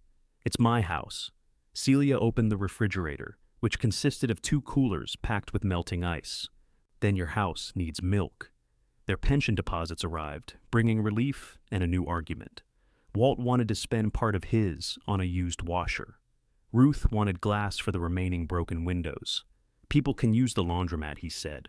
Rain can use the windows. Plywood works. Plywood tells everyone the building is abandoned. Half the brick says that. They compromised by buying 2 window panes and postponing the washer. Walt repaired the sashes at a table made from a door laid across sawhorses. He could work seated, measure twice, and curse with precision. Ruth sanded beside him. Her phone rang in her coat pocket. Daniel, she let it ring once before answering. I need you to transfer $5,000 back into the old account, he said. No hello, no question about the boarding house. Why? An automatic payment is coming out. For your business? Yes, I'll replace it. You haven't replaced the first amount. I told you the jobs are closing, then pay it from the jobs. Mom, if the payment bounces, it creates a problem. For you, for all of us. That loan is part of my cash flow now. Ruth looked at the sheet of glass beneath her hand. One careless movement would crack it. No. He exhaled. You spent $700 on a condemned building. It isn't condemned. That's the part you object to? You objected to everything we owned when you had to move it. Walt stopped sanding. Daniel lowered his voice. Are there other people there? 2 tenants. You're renting rooms? Do you even know these people? Yes. You've known them a week. You left us at a motel after knowing us your whole life. The words came without heat. Their calmness startled her. Daniel said nothing. Bring back your father's workbench, Ruth continued, and send the first payment you promised. I can't do both. The bench doesn't belong to you. I have to go. He ended the call. Walt stared at the unfinished sash. Ruth waited for him to defend their son. He did not. After a moment, he picked up the sandpaper. That glass goes outside, he said. Put a towel under it so the edge doesn't chip. They worked until the afternoon light faded. Upstairs, floorboards creaked as Celia prepared for work. Marcus tested the new rear wiring. The water heater rumbled. Someone opened the refrigerator cooler and complained that the ice had become soup. For the first time, the noises did not make Ruth fear that a stranger had entered. They meant people were home. The Buick cost Ruth another bus ticket, $7 in parking, and most of a day. She went alone because Walt's knee had swollen after the stairs. He objected until Celia came home from work, examined it, and said, "If you put that joint on a bus for 3 hours, I'll remove it myself." "Are you licensed for that?" Walt asked. "No. Makes it cheaper." The motel clerk recognized Ruth and slid the car keys back across the counter. "Your daughter called here twice. What did she want?" "To know if you'd come for the car." Ruth waited. "I didn't tell her anything," the clerk said. "Figured if you wanted her to know, she'd know." "Thank you." The Buick started on the second try. The oil spot beneath it was smaller than a quarter, which Ruth considered a moral victory. She drove to the storage facility and found the elevator repaired. The unit looked exactly as it had before, except Daniel's workbench-shaped absence seemed larger now that she knew to see it. Ruth climbed between the furniture and opened boxes until she found winter clothes, blankets, towels, Walt's medicine records, and her mother's flowered serving bowl. The Niagara Falls photograph was still in the trunk where Daniel had put it. She placed it on the passenger seat for the drive back. Melissa called while Ruth was stopped for gas. "Are you in Ohio?" "For the moment." "Why didn't you tell me?" "Because I came for the car, not a conversation. I could have helped." Ruth looked at the cardboard boxes filling the back seat. "You could have." The silence was immediate. "Can I see you?" Melissa asked. "I'm leaving. I'm 20 minutes away. We have work waiting. Mom, I need to know what's happening. You know, we bought the boarding house. I mean, with us." Ruth pressed the gas cap into place. A cold wind moved wrappers across the pavement. "I don't know yet," she said. "That's it? That's more honest than saying we'll figure something out." She ended the call gently, which somehow hurt more. Dark had settled by the time she reached River Street. A piece of plywood leaned in the front yard with rooms, "Ask Inside" painted across it. The letters slanted downhill. Ruth carried the flowered bowl into the kitchen. "Who made the sign?" Walt raised his hand. "Marcus painted," Celia said. Marcus was kneeling beside a refrigerator with its back panel removed. It had a yellow price tag from the repair shop and a dent across one door.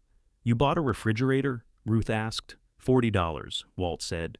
"We agreed on windows. We bought windows. We agreed to wait on appliances. We agreed to wait on a washer." "This isn't a washer?" Marcus looked up. "Compressor's good. Needs a relay. Which costs $12, and the sign?" Board was free. "That isn't what I asked." Walt leaned his cane against the counter. "Celia knows 2 people who need rooms. June knows everybody else who needs one. We have 4 dry rooms and a boiler that eats money. Thought we might try renting them." Ruth looked at the sign through the front window. She had written names in a notebook, made agreements, and accepted rent. Yet seeing the word "rooms" displayed to strangers made the enterprise real in a different, less controllable way. "You should have asked me," she said. Walt's eyebrows rose. "My house, too." "I know. You don't sound like you know." The refrigerator clicked. Its motor started with a low hum. Marcus replaced the panel. "I'm staying out of this." "You painted the sign," Ruth said. "Poorly, on purpose."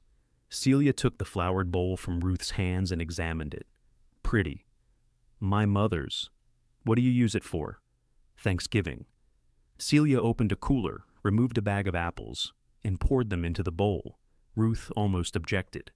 Then the apples settled against the faded flowers as naturally as if they had been waiting in storage for the right table. The first person to answer the sign arrived before breakfast the next morning. Leonard Shaw was 61, tall and narrow, with a gray mustache, a red scarf, and a suitcase that had crossed more places than Ruth. He said he had worked freight yards, hotel kitchens, and 1 season on a riverboat, though his stories changed shape when Walt asked practical questions. "I'm between arrangements," Leonard said. "So are we," Walt replied. Leonard laughed as though they had become friends. He wanted the second-floor room at the rear edge of the dry section. Marcus had restored power there, and Walt had repaired the latch, but the walls were unpainted and the floor sloped toward the window. "Character," Leonard said. "Gravity," Walt corrected. Ruth showed him the room agreement. Leonard read the first paragraph, then removed his glasses. "I get a pension deposit Friday. I can pay $150 now. Balance then." "Rent is $400, Ruth said. "Plus deposit," Marcus called from the hall. Leonard smiled. "Electrician? Tenant? Hard to know who's who around here." "That's why we write it down," Celia said. She stood in her doorway wearing her work jacket, ready to leave. Leonard tipped 2 fingers to his forehead. Nurse? Nursing aide? Still, useful person to know. Celia's expression did not change. Try not to need me. Walt asked Leonard for identification. He produced an expired driver's license and a current hospital cafeteria card from a city 2 hours away. His job there had ended, he explained, when the contract changed. He planned to apply at the Riverfront Hotel. Why Bellwether? Ruth asked. Bus stopped here. It was almost the same answer she might have given. Walt drew her into the hall. He can pay Friday, Ruth whispered. He says. He has most of the first week. He has a red scarf and cafeteria identification. He needs somewhere to sleep. So did Marcus. Marcus rewired the house. Not everyone is an electrician. That isn't my point. Ruth watched Leonard standing in the room, looking out toward the river. He'd not touch anything, but his face had softened. She recognized the relief of a door closing between a person and the world. We said this would be a boarding house, she said. I said we needed rules. He signed. He read 4 lines. He's 61, Walt. I'm not giving him a reading test. Walt looked at her for a long moment. You already decided. The accusation was true, which made Ruth resent it. Leonard moved in. He paid $150 and received a receipt. By noon, he had helped carry window glass, complimented June's coffee, and told Marcus a story about repairing a riverboat generator during a lightning storm. Marcus listened until Leonard confused amperage with voltage, then returned to work. At dinner, Leonard produced a deck of cards. He made Celia laugh by losing 3 hands of gin in increasingly dramatic fashion. He called Ruth Mrs. Mercer, even after she asked him not to, washed every plate, and sang softly while doing it. Walt said little. When Ruth woke the next morning, Leonard had made coffee for the house. He had used the last of Marcus's grounds and left the burner on beneath the empty pot. Accident, Leonard said. Marcus unplugged the machine. Friday arrived without the balance of the rent. Deposit delayed, Leonard explained. Holiday processing. There wasn't a holiday, Walt said. Bank observance. Of what? Leonard spread his hands. Bureaucracy? Ruth gave him until Monday. That afternoon, the temperature dropped. Wind came off the river and found every gap they had not filled. The old boiler ran in short, angry bursts, heating the front rooms and little else. Marcus inspected the pipes beneath the rear section. Need to drain this line, he said. Cold's getting into the crawl space. Walt crouched beside him, one knee on a folded towel. That feeds the rear utility sink. Sink nobody uses. We'll use it once the room's open. Not tonight, you won't. Valves up there. Marcus pointed between joists. Walt shone his flashlight. I can insulate it. Pipe wrap won't help if air's coming through the foundation vent. I'll block the vent, then do both, or drain it. Ruth stood at the basement steps with a list of grocery prices. How urgent? She asked. Marcus looked at her. Before tonight. Walt waved one hand. I've got it. Marcus left for the repair shop to collect more wire. Ruth drove to the grocery store with Celia, and when they returned, Walt was seated at the kitchen table, cutting foam board. A roll of pipe insulation lay beside him. You finish? Ruth asked. Almost, Marcus said, before tonight. Marcus believes electricity was invented personally to annoy him. Did you drain the line? I'm blocking the vent. That wasn't my question.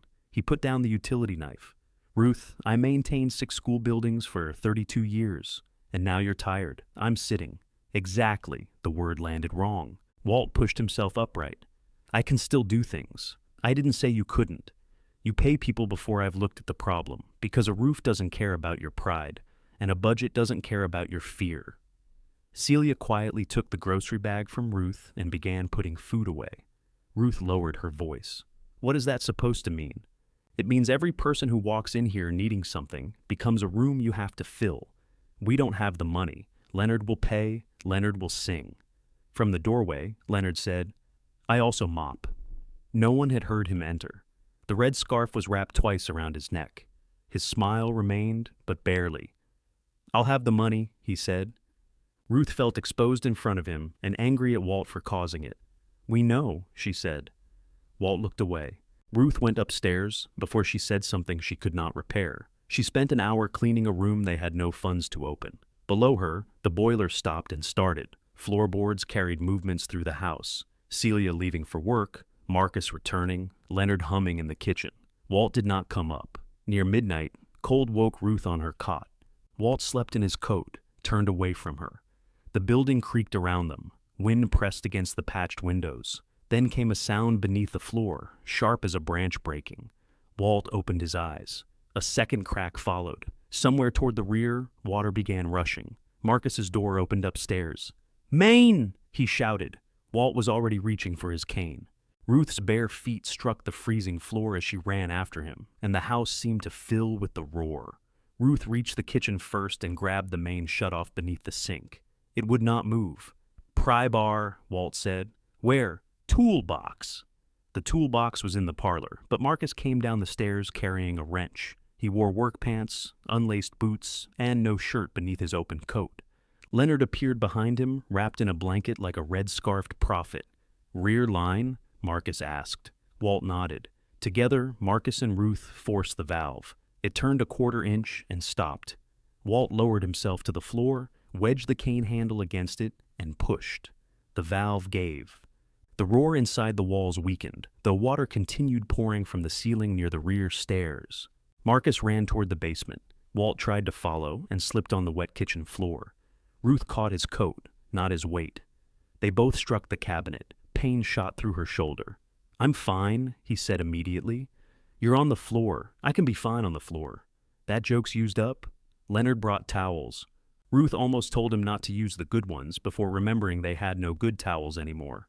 Water spread across the rear hall, carrying plaster dust, dead insects, and bits of insulation.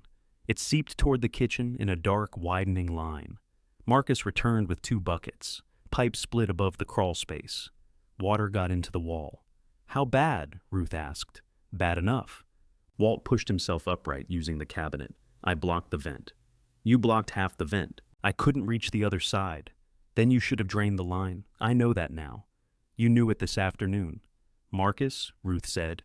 He looked at her, jaw tight. "We need to get the water up." For 2 hours, no one discussed blame.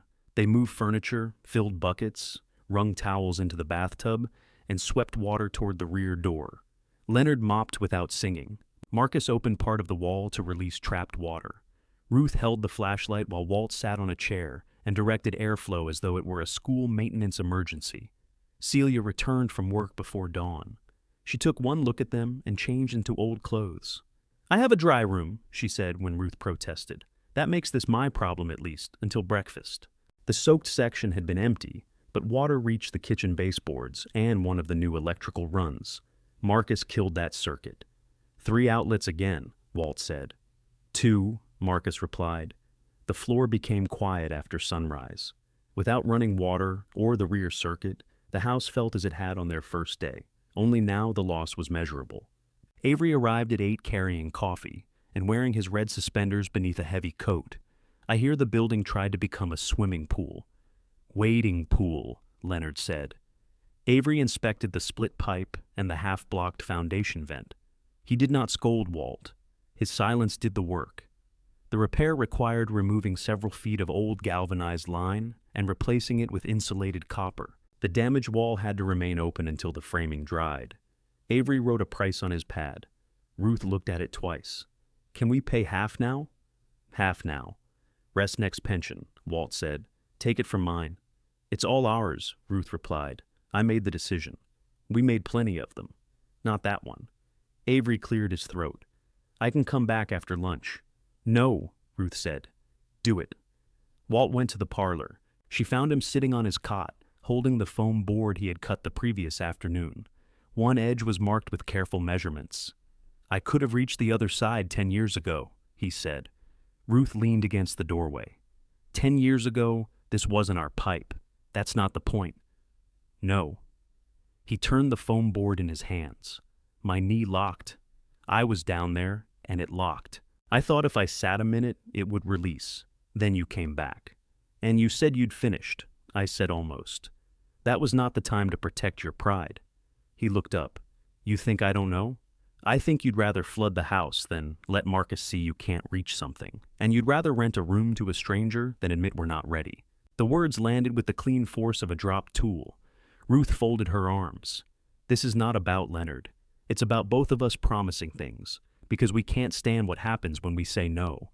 She stared at him. He looked back at the phone board. Daniel needed money. Melissa needed us to be easy. Leonard needed a room. This house needs everything. We keep answering. Celia pays her rent. Celia read the agreement. So did Leonard. 4 lines. Ruth wanted to defend Leonard. Instead, she heard her own voice in the hallway. He needs somewhere to sleep. The need had become proof before the man had. You should have drained the pipe, she said. Yes. I shouldn't have said you were tired in front of everyone. I was tired. That doesn't make it mine to announce. No. She sat beside him. The cot protested. What do we do? She asked. Fix the pipe. I meant after. Stop pretending we're the people we were 10 years ago. Ruth looked at his wet trousers, his swollen knee, and the callus on his thumb. Who are we then? No idea. Morale? Terrible. She rested her head against his shoulder. Avery restored the water by late afternoon. Marcus refused payment for checking the wiring, but charged for replacing the ruined junction box. Ruth started to object, then stopped. Write me an invoice, she said. He studied her. You sure? No. Write it anyway. Celia slept through most of the repair noise, with a towel rolled beneath her door. Before leaving for work, she handed Ruth $400 for the next month. Early, Ruth said. Your boiler doesn't accept encouragement. Ruth wrote a receipt. Leonard's rent had still not arrived. He was gone when she knocked at his room Monday morning. His suitcase remained, along with the red scarf. At noon, he came in through the rear door, carrying a paper bag of pastries. Job interview, he announced. Riverfront Hotel. Went well. Your rent. Bank issue persists. What issue? They mailed the check to an old address. Where? Charleston? Which one? He smiled as if she had caught him in a harmless exaggeration. Not West Virginia. Ruth did not smile back. I need the balance by Wednesday. I'll have it. And next month's rent is due before next month begins. Understood. He opened the pastry bag and offered her a glazed twist. No, thank you. Peace offering. We haven't fought. Then just pastry. Ruth took one despite herself. Leonard made dinner that night using potatoes, onions, and sausage he said he had bought with his last cash. He told a story about feeding a stranded train crew during a blizzard. Marcus asked where. Leonard said Pennsylvania, then later called it Kentucky. Celia listened while buttering cornbread. You've lived a lot of places, she said. Hard to keep me down. Hard to keep you anywhere. Leonard laughed loudest. Afterward, he washed the dishes and polished the stove. Ruth found him asleep in the repair dining room chair, his glasses folded on his chest. In sleep, his face lost its charm. He looked exhausted and much older. She covered him with a blanket. Wednesday morning, his suitcase was gone. So was the red scarf. His room contained 1 coffee mug, 2 wire hangers, and the room agreement folded beneath the mattress. He had written "thank you" across the bottom. He owed $250. Nothing else was missing. Ruth checked twice, ashamed both times. Walt stood in the doorway but did not say he had warned her. That's worse, she said. What? You not saying it? I'm learning. Well, stop for a minute. You want me to say I told you so? No. Good. I wasn't going to. She stripped the bed. Leonard had spilled coffee on one sheet and turned the stained side toward the mattress. He did mop, Walt said. Ruth threw the sheet at him. He caught it against his chest and laughed. She tried to remain offended, then laughed too, briefly and without pleasure. The unpaid rent mattered. It was almost the cost of the ruined junction box. More than that, it damaged Ruth's faith in her own judgment. She had thought she saw herself in Leonard, stranded, proud, in need of one door that would close. Perhaps she had. That did not mean he would pay. At the kitchen table, she opened Celia's notebook. Walt sat opposite her. Marcus leaned against the counter. Celia had stayed awake after her shift for what Ruth called a house meeting and what Celia called an ambush with coffee. No more partial rent, Ruth said. Marcus nodded. Current identification, Walt added. References where possible, Ruth said. And nobody moves in the same day they apply. Celia raised a hand. You don't have to raise your hand, Ruth said. Then why are we sitting like a committee? What? You're making rules because Leonard left. Fine, but don't make rules that only apply to desperate people. Ruth lowered her pen. Celia continued. If rent's late, say what happens. If repairs aren't done, say what happens. If the water is off all night, do we lose a day's rent? If Marcus's labor counts, who agrees on the value? Rules go both directions. Marcus looked at Ruth, then Walt. She's right, he said. Walt nodded. Ruth felt the old impulse rise, to remind them whose money had bought the building, who paid the boiler, who carried the risk. It sounded unpleasantly like Curtis explaining his kitchen. What would be fair for the water, she asked. They worked for an hour. Rent would be reduced for any full day a room lacked heat, water, or safe power. Labor credits required a written estimate approved before work began. Residents received notice before anyone entered their rooms, except for an emergency. Ruth wrote every rule twice, what the resident owed and what the house owed. When they finished, Celia took the notebook. You missed quiet hours. I wrote those on the first page. You wrote respect other people's sleep. That's poetry. I need hours. They chose 10 at night to 7 in the morning, with added quiet near Celia's room during the day. Walt added, no riverboat stories without verifiable river. Ruth crossed it out. The meeting ended when June opened the front door without knocking. Her diner apron was balled beneath one arm. In the other hand, she carried a white envelope. Still got that empty room? She asked. Ruth looked at the envelope. What happened?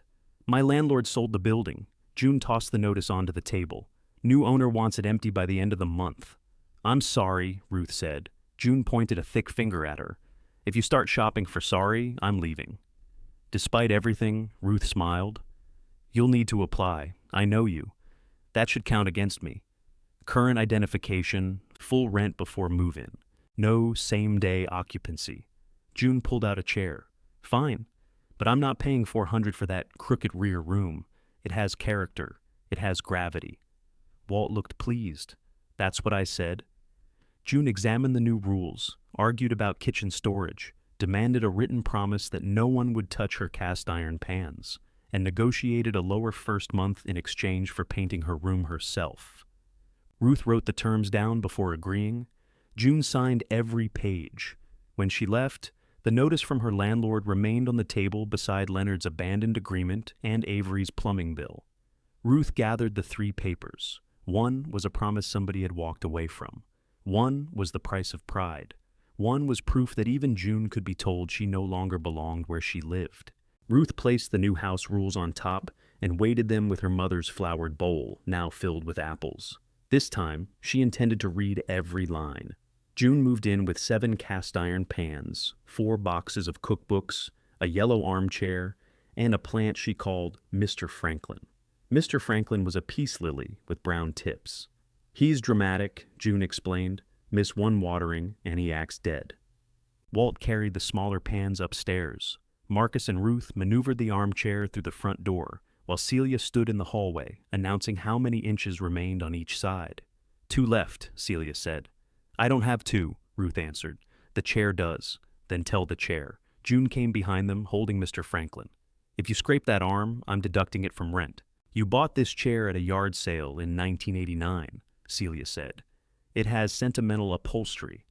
The chair reached June's room, with one new scratch, and several old ones they agreed not to litigate. She had painted the walls a warm yellow herself. Against the new glass and dark floorboards, the room looked less repaired than awakened. June placed her pans on nails Walt had installed near the kitchenette shelf. Nobody touches those. We wrote it down, Ruth said. I'm restating for the illiterate. Marcus leaned in from the hall. What happens if one falls during quiet hours? You die quietly. June paid her prorated rent in an envelope, accepted a receipt, and carried the flowered bowl downstairs because she had brought pears from the diner. Ruth watched her add them to the apples without asking. The house began accumulating habits. Celia returned from work at 7:15, took a shower at 7:20, and slept with a towel beneath her door. Marcus drank coffee black and left exactly half a cup in the pot, a quantity too large to discard without guilt, and too small to satisfy anyone. June woke before dawn, even on days she did not work, and spoke to Mr. Franklin while watering him. Walt checked the boiler every evening. Ruth checked the account every morning. They rented another room to Warren Dobbs, a 53-year-old machinist, whose temporary contract at a valve factory had outlasted his motel budget. Warren supplied 2 references, 3 pay stubs, and so much documentation that Ruth almost apologized for asking. He moved into a front room with one suitcase and a small radio. He kept tuned to baseball talk. The rent from 4 rooms covered heat, utilities, and part of the repairs. It did not repay what Ruth and Walt had already spent. It did not repair the rear porch or replace the boiler. Still, the number in the account sometimes ended a week only slightly smaller than it began. Ruth mistook that for control. She made schedules: bathroom cleaning, trash, refrigerator shelves, kitchen hours, hallway sweeping. Everyone received a copy beneath their door. Marcus brought his downstairs. What's this? Shared responsibilities. I work on the house 30 hours a week, for rent credit, and pay the balance. Yes. So, why am I sweeping the hall Tuesday? Everyone takes a turn. Does everyone rewire the rear rooms? June entered carrying groceries. Don't argue. She'll make a meeting. I heard that, Ruth said. You were meant to. The schedule remained, though Marcus crossed out Tuesday and wrote when needed. June's labor was harder for Ruth to measure because it arrived disguised as personality. She made stew for the house because she had made too much. She sharpened every kitchen knife because dull blades offended her. She reorganized the pantry, discarded 3 expired cans, and turned day-old diner rolls into bread pudding. Ruth began counting on her. When the Roof brothers came to finish flashing around the chimneys, Ruth called upstairs. June, can you make coffee for the men? June did. When a prospective tenant arrived during lunch, Ruth said, June, give him some soup while I show the room. June did. When Warren's shift changed and he missed supper, Ruth wrapped a plate for him and asked June what time it should be reheated. Whenever he reheats it, June said, he gets home at 10, then 10 sounds promising. Ruth did not hear the warning. Daniel called on a rainy afternoon while she was stripping wallpaper from what would become the 5th rentable room. I need you to look at something, he said. Hello to you too. Hello. Can you look at something? He had emailed a spreadsheet. His account showed enough cash to cover payroll, but the bank balance did not. 2 client payments had been entered twice. A supplier invoice had been placed in the wrong month. Daniel insisted the accounting software had changed. Software doesn't enter a check twice by itself, Ruth said. Can you just trace it? How long will that take? You used to do it in an hour. Used to meant after dinner, without pay, while Walt watched television alone. Ruth carried the laptop to the kitchen. She matched invoices and deposits, found 3 duplicate entries, and began rebuilding the month. At some point, June set coffee beside her. At another, Walt asked if she was coming upstairs. Ruth said soon. The work was familiar enough to feel comforting. Numbers behaved when people did not. Each mistake had an origin. Each missing dollar belonged somewhere. Near midnight, Daniel called again. You find it? I found some of it. I knew you would. Not thank you.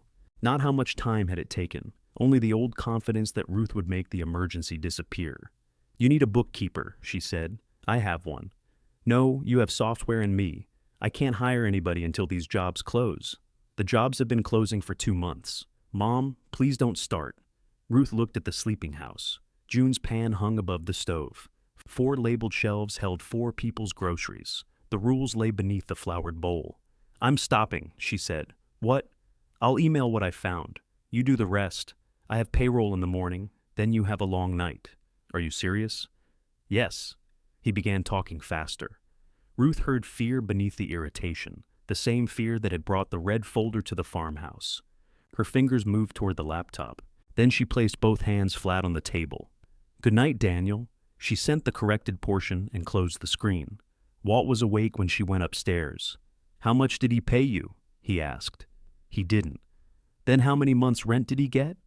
Ruth changed into her nightgown without answering. The unfinished room was ready for wallpaper paste the next morning. Ruth had promised a prospective tenant it could be viewed by Saturday. She found June in the kitchen, trimming beef for stew. We'll need lunch for the painting, Ruth said. Something easy. June kept trimming. Sandwiches are fine, Ruth added. For who? Everyone helping. Who's helping? Marcus said he'd patch the wall. Warren can move the bed after work. Walt will do the trim. And me? I thought you'd handle food. June put down the knife. You thought? Ruth heard the tone at last. If you're busy, I can help. I am busy. I'm cooking food I paid for before a 9-hour shift. I didn't mean now. You never mean now. You just mean it'll be done when you need it. That's not fair. No? Roofmen got coffee. That fellow viewing the room got my soup. Warren got plates saved. You put my bread pudding out for everybody without asking. You said it was for the house. I said I had too much. What's the difference? June stared at her. The kitchen quieted. Marcus stopped working in the hall. Celia, seated near the window with tea, did not look up. The difference, June said, is whether I give something or you take it. Ruth felt heat rise into her face. Nobody is taking anything. You decided I'm the cook because cooking is useful to you. You are a cook at the diner where I get paid. You've eaten meals other people made here and thanked them. Didn't hand them tomorrow's menu. I thank you. No, you praise me. That's different. Ruth glanced toward the doorway. Walt stood there holding a strip of molding.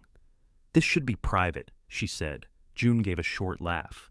You made my work public. I was trying to build a household. You were building yourself another family to serve. The words struck a place Ruth had kept covered. You don't know my family. I know you sit up until midnight fixing your son's books, then wake up and volunteer me to feed strangers, Walt said quietly. June, no, she needs to hear it. I rent a room. I did not sign up to become the woman everybody misses when she stops carrying them. Ruth's voice came out thin. If you're unhappy here, you can leave. The moment the words existed, she wanted them back. June went still. Marcus looked down. Celia closed her eyes. Fine, June said. She walked upstairs. A door shut, not slammed. The restraint was worse. Ruth stood beside the counter, staring at the knife June had left on the cutting board. Walt set down the molding. Go apologize. She embarrassed me in front of everyone. You told her to leave in front of everyone. She said I was using her. You were. Ruth turned on him. Whose side are you on? The side where we don't become the people who put us in a motel. She flinched. Walt did too, but he did not take it back. Upstairs, drawers opened and closed. June was packing. Ruth remained where she was long enough to understand that waiting for June to calm down was another way of assigning her the repair. She climbed the stairs. June's door stood open. The cast iron pans had been removed from their nails and stacked on the bed. Mr. Franklin waited in the yellow armchair. Ruth knocked on the frame. You just want witnesses for the apology? June asked. No. Then closed the door. Ruth did. I'm sorry, June folded an apron. I made your generosity into a job, Ruth continued. I didn't ask because I thought knowing you meant I didn't have to. That's not the whole of it. No. Ruth sat on the bare edge of the mattress. I like being needed. I know how to be needed. Then I get angry when people need me too much, because I never told them there was a limit. June stopped folding. I did that with my children, Ruth said. I thought if I made enough things easy, they would understand what it cost without me saying. They understood that things were easy. June lowered herself into the yellow chair. And now? She asked. Now I'm doing it from the other direction, making people useful, then calling it belonging. Mr. Franklin's leaves trembled as June adjusted the pot. I was useful to my landlord, June said. 12 years. Collected packages, let repairmen in, cleaned the hall when his cleaner quit. He still sold the building. I'm sorry. That apology you can keep. Ruth nodded. I'll pay for the food I used, she said. And for any cooking the house asks you to do from now on. Or you can say no. No explanation. What about the pans? Nobody touches them. You touch the cornbread skillet, with permission, debatable. Ruth waited. June looked at the stack on her bed. I hate moving. So do I. Yellow paint's expensive. It is. June sighed. Put the lunch on the work list. I'll quote you. Downstairs, Ruth removed the chore schedule. They rewrote it together. Cleaning of shared spaces would be included in reduced rent only if agreed beforehand. Otherwise, residents cleaned what they used. Communal meals were optional, with food costs shared and labor named. That evening, June made stew for herself. She ate at the long temporary table. One by one, the others brought their own food and sat with her. Ruth warmed soup from a can and did not ask anyone to improve it. Headlights swept across the front windows just as they finished. A rented cargo van stopped at the curb. Melissa climbed out alone. She opened the rear doors. Inside stood Walt's workbench. His father's scarred maple top was wrapped in moving blankets. Melissa came to the porch carrying an overnight bag. I brought back what wasn't ours, she said. Then she looked at Ruth. If you have a room, I'd like to pay for one. Walt did not move. Everyone else rose from the table, but he remained seated, staring through the front window at the shape inside the van. Melissa came in out of the cold. "Dad, who had it?" he asked. "Daniel's foreman. It was at a warehouse behind their shop. He said one of his guys had it. He did." "That isn't what I asked." Melissa set down her bag. "Daniel was using it at the warehouse." Walt's face gave away almost nothing. Ruth had seen him quieter at funerals and angrier over a bent saw blade. She had never seen those two reactions occupying him together. Marcus put on his coat. "Workbench looks heavy." "It is," Walt said. Warren joined him. June found gloves. Even Celia, due at work in 40 minutes, took one end until Marcus ordered her away from it. "No heroes on the steps," he said. She pointed at Walt. "Tell him." They lowered the ramp and eased the bench from the van. The maple top bore new drill marks and a dark burn near one edge. Walt ran his thumb over the burn. "Wasn't there before?" he said. Melissa looked ashamed, though she had not made it. They moved the bench into the ground floor room beside the parlor, the same room Ruth and Walt had used for suitcases and tools. The legs were uneven until Walt found a folded square of cardboard and placed it beneath one foot. Then he opened the center drawer. His father's wooden-handled chisels were gone. "Daniel said everything was with it," Melissa said quickly. Walt closed the drawer. Of course he did. Ruth touched the back of his coat. He stepped away from her hand, not in rejection, but because he had work to do. He checked the vise, tested the drawer runners, and examined every scar on the surface like a man taking attendance. June carried Melissa's bag inside. "Room agreement's on the table," she said. Melissa blinked. "I'm sorry? You asked for a room." Ruth looked at June, who did not smile. "We have one available," Ruth said. "Second floor, $30 for the night." Walt turned from the bench. "She's our daughter." "Yes." Melissa reached into her purse. "30 is fine." "You don't need to," Walt began. "I do." The room Leonard had left was clean, but plain. Ruth had washed the sheet twice to remove the coffee stain, and eventually turned it into dust cloths. A replacement sheet covered the mattress. The red scarf's absence seemed to hang from the bedpost. Melissa read the agreement from beginning to end. "You have quiet hours," she said. "Celia works nights. You have repair credits. Marcus does work. And rent reductions if the water goes out. It has." Melissa looked at Ruth. "You made leases, agreements. Daniel said you were letting homeless people sleep wherever they wanted." Marcus, standing in the hall, said, "I prefer the west side of the bed." Melissa flushed. "I didn't mean, I know what you meant." He went downstairs. Ruth placed a pen on the dresser. "Daniel hasn't been here." "No." "Neither have you." "No." Melissa signed. She paid $30 and waited for her receipt. At supper, June warmed more stew after everyone contributed $2. Melissa sat between Warren and Celia, holding her spoon without eating. Ruth knew the room through her daughter's eyes. The unmatched chairs, exposed plaster near the pantry, a bucket beneath a stain that no longer leaked but had not yet earned trust, the electric cord leading to a lamp, because the dining room ceiling fixture still failed intermittently. She also saw the things Melissa could not have expected. Marcus, passing the cornbread before June, asked. Celia reminding Walt about his pills without making him smaller. Warren laughing so hard at one of June's complaints that he had to remove his glasses. No one treated Ruth and Walt as brave or pitiful. They asked who had used the last butter. "You live here too?" Melissa asked June. "Unless your mother throws me out again." Ruth set down her spoon. June added, she apologized. "What happened?" Melissa asked. "None of your business." Melissa looked at her mother, then back at June. "Fair." After supper, she tried to wash the dishes. June took the sponge from her. "Cooking credit includes cleanup tonight. I can help. You can dry." Melissa dried. Ruth watched her daughter waiting to be told where each plate belonged. It was such a small reversal that nobody else would have noticed. In Melissa's house, Ruth had moved through the kitchen seeking permission. Here, Melissa opened the wrong drawer 3 times. Walt went to bed early. His knee hurt from the workbench, though he denied lifting more than one corner. The others withdrew to their rooms.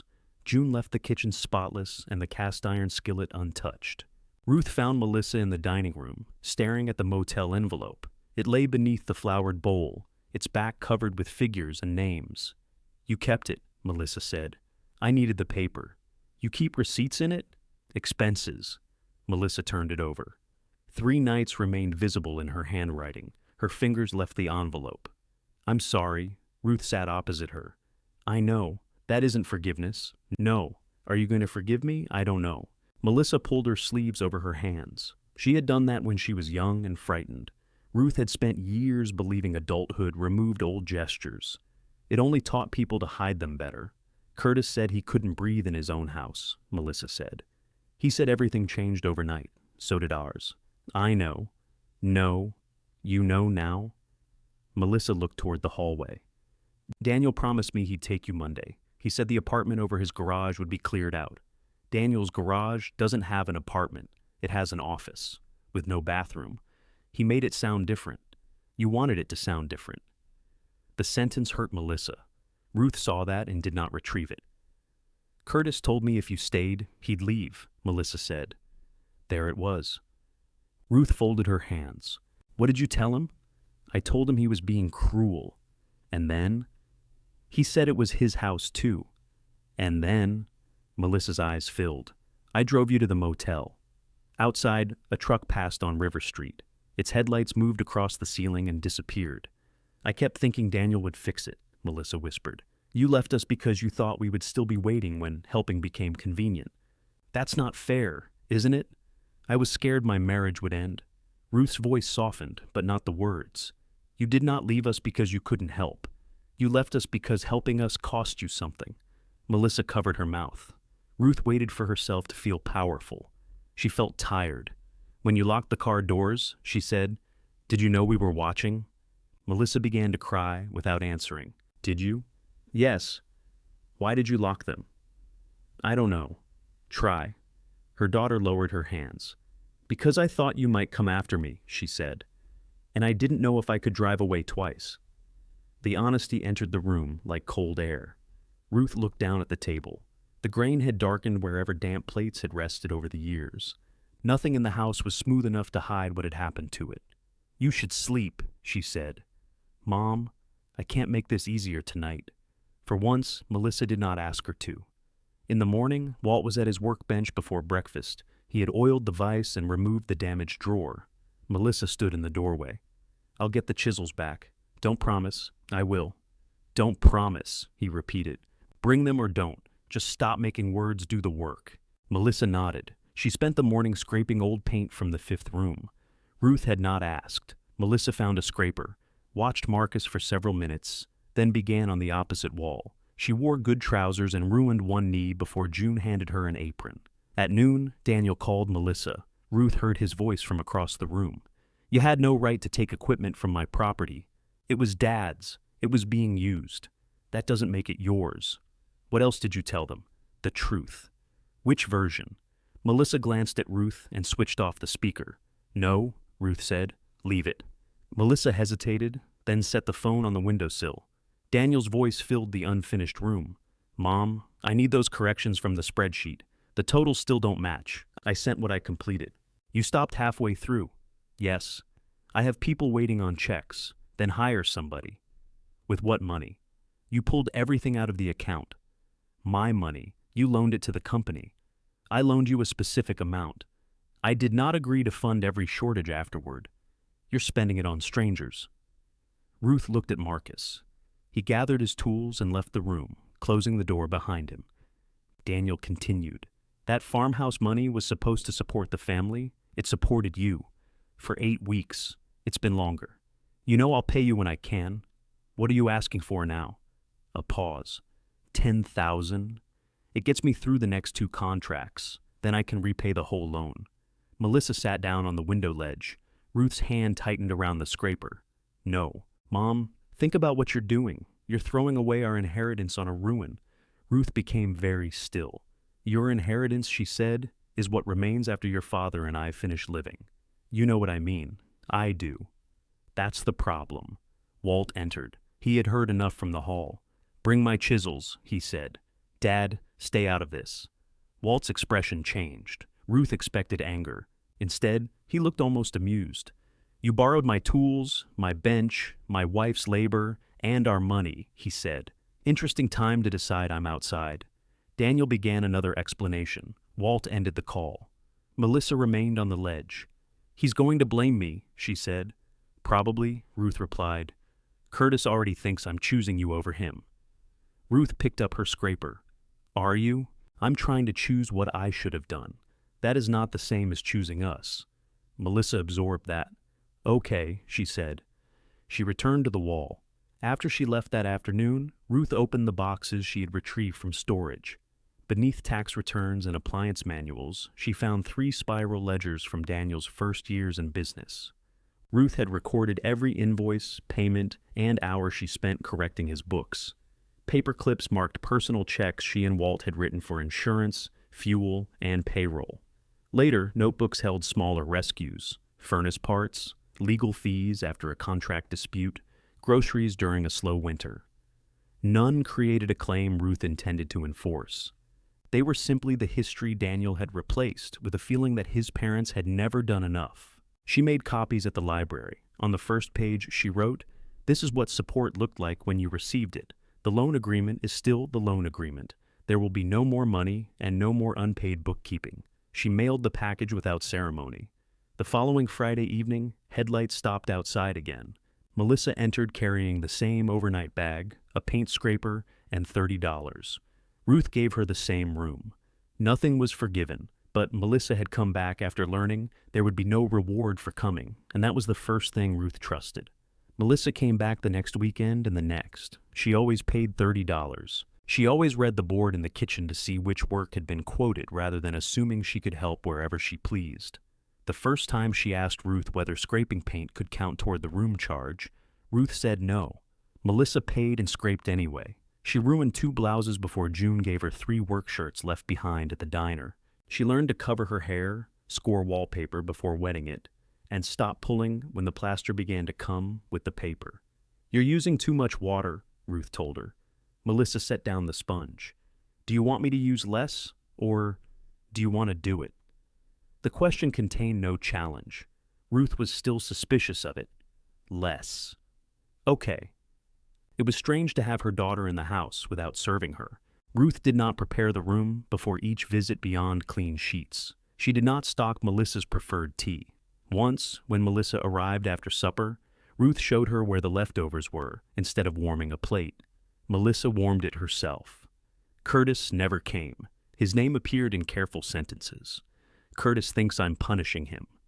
Curtis says every weekend here is another weekend. We don't fix our marriage. Curtis doesn't understand why you won't come back now that the basement is finished." "The basement is finished?" Ruth asked. Melissa stared at the strip of wallpaper in her hands. "The contractor completed it. $40,000? 26. We skipped the bathroom." "Who is it for?" Melissa gave a small, miserable laugh. Curtis put the treadmill back. Ruth did not say what she thought. Restraint was becoming a muscle, weak but usable. On her 4th visit, Melissa brought a narrow wooden case and placed it on Walt's workbench. He opened it. 6 chisels lay inside, their handles worn dark by his father's hands. "Daniel had them in his office," she said.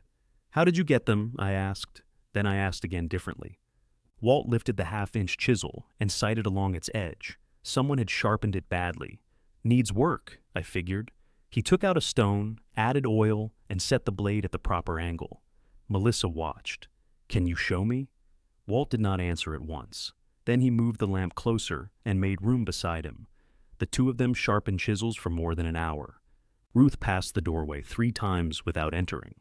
Melissa's other repairs were less visible. She telephoned Ruth's sister in Indiana and corrected the story that Ruth and Walt had taken off after refusing every reasonable option. She told 2 cousins that there had been no mutual decision about the motel. "How do you know what she said?" Ruth asked. "Because she called me afterward. What did your aunt want?" "To hear your version." "What did you tell her?" "That I didn't owe her a version." Melissa smiled. "Good." Daniel did not respond to the package of ledgers. A check arrived for $500 with loan payment written in the memo line. No note. Ruth deposited it. The check did not absolve him. Refusing it would have been another way to turn business into emotion, and she was tired of confusing the two.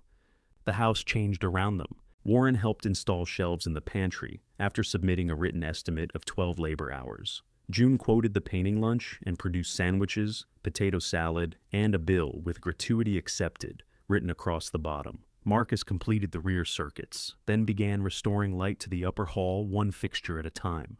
Celia caught Ruth sweeping near her door at noon and pointed to the quiet hours notice without speaking. Ruth put away the broom. They rented the newly finished fifth room to Dorothy Mills, a 60-year-old pharmacy clerk, separating from a husband who believed every bank account should have only his name on it. Dorothy came with 2 reading lamps, a sewing machine, and a request that nobody ask for details until she volunteered them. The 6th went to Owen Price, not related to Celia, a widowed delivery dispatcher who worked from 4 in the morning until noon and wore headphones whenever June argued with the radio. Every room agreement was read. Every payment received a receipt. Nobody moved in the day they applied. When a 7th applicant offered 3 months' rent in cash but refused to provide identification, Ruth said no. The money would have covered the boiler repair. Her hand shook after he left, but she did not call him back. Snow arrived before the rear porch was rebuilt. The new roof patches held. The boiler failed twice and was revived twice, once by a paid technician and once by Walt, striking a valve with the wooden handle of a screwdriver. That was not a technical repair, Marcus said. Started, didn't it? Fear response. At Christmas, June cooked a turkey after circulating a sign-up sheet for cost and labor. Melissa came alone and paid for 2 nights. Curtis called during dinner. She looked at the screen, silenced it, and continued passing potatoes. Ruth noticed. She also noticed that Melissa did not make a performance of being noticed. After supper, the long temporary table held pie, mugs, and a deck of cards. It was not Ruth's old table. That remained trapped in storage. It was made from 3 salvage doors joined beneath a sanded top. Walt had built it at his father's workbench with Marcus and Warren, helping where weight exceeded pride. Everybody fit.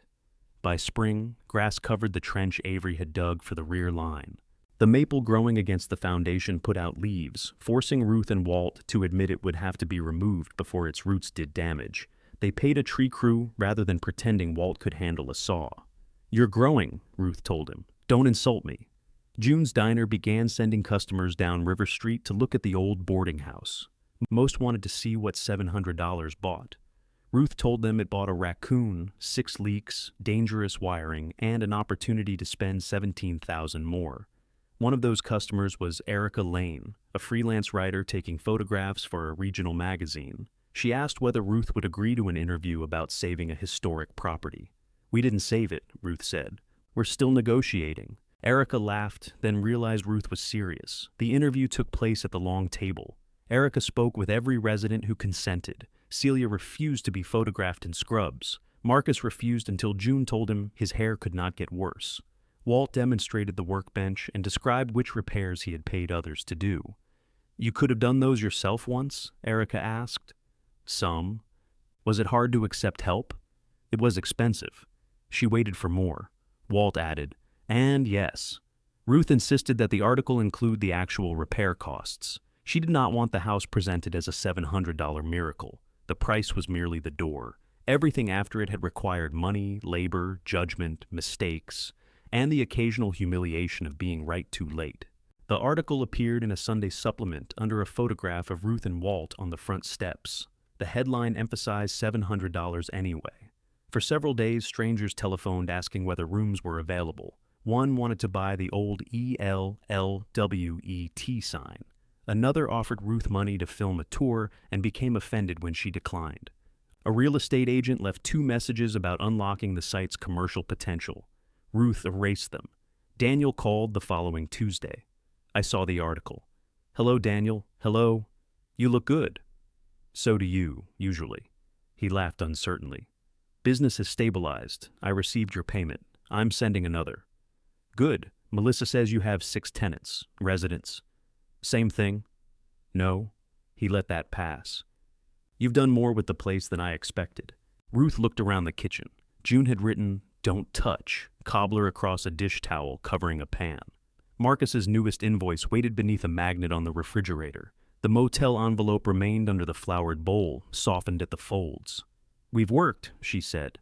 "I'd like to come see it." "Why?" "You're my parents." That was true before the article. He exhaled. Can we not do this over the phone? When? Saturday? Ruth did not invite him, but Saturday afternoon, his clean white truck stopped outside. Daniel stepped onto the porch, wearing polished boots and carrying a bakery box. He hugged Walt first. Walt accepted the hug without returning it. Daniel kissed Ruth's cheek. The bakery box contained a pecan pie from a place whose prices were printed in gold. June examined it. Looks nervous? Daniel smiled. You must be June. I must. He toured the house with the alert expression he used at job sites. He opened closet doors, tested a stair rail, examined the new windows, and asked Marcus what amperage served the upper floor. Enough, Marcus said. Daniel complimented the table. He ran his palm over the workbench and did not mention the burn. You've done good work, Dad. Walt picked up a square. We have. In the dining room, Daniel looked through the front windows toward the river. This could be something, he said. It is, Ruth replied. I mean bigger. There it was. Daniel had brought a folder, not red this time, blue. He set it on the long table after supper, when the other residents had gone upstairs or into the kitchen. Melissa had arrived that morning to paint trim and remained at the far end, arms folded. I know you don't want to hear a pitch, Daniel began. Then this could be short, Ruth said. Just listen. Inside the folder were printed photographs, estimated room rates, renovation costs, and a rendering of the Bellwether boarding house with black shutters, white linens, and no sign that anyone actually lived there. The dining room had become a cocktail lounge. I showed the article to 2 people I work with, Daniel said. There's interest in boutique lodging along the river. Historic properties are doing well. With the story you already have, the marketing writes itself. June entered to collect the pie plate. Which story? She asked. Daniel smiled politely. My parents bringing the building back. Your parents getting left in a motel and buying the cheapest roof they could find? His smile disappeared. June, Ruth said. June looked at her. Please leave the plate. The please mattered. June set it down and returned to the kitchen. Daniel tapped the folder. You'd keep ownership.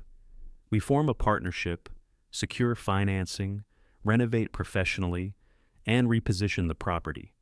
8 guest rooms at premium rates. Maybe a manager's apartment for you and Dad. What happens to the residents? Melissa asked. We help them relocate. Ruth felt something inside her become very calm. Daniel continued. The property could finally support you, really support you. No more worrying about boilers and individual rent checks. Dad wouldn't have to keep working. Walt sat straighter. I like working. You know what I mean? Yes, Walt said. I do. Daniel turned to Ruth. You'd recover everything you put in and more. The $700 angle alone is worth something. Worth what? Attention. Bookings. People love a comeback. Ruth looked at her son's hopeful face. He was not pretending entirely. That was what made him dangerous to her. Daniel could want to help and still arrange every benefit toward himself. He could call extraction a partnership because he believed good intentions altered the direction of the money. I know I made mistakes, he said. The loan, the motel, the bench, I know. But maybe this is how we fix it. As a family? Melissa spoke quietly. You mean as a business. Why can't it be both?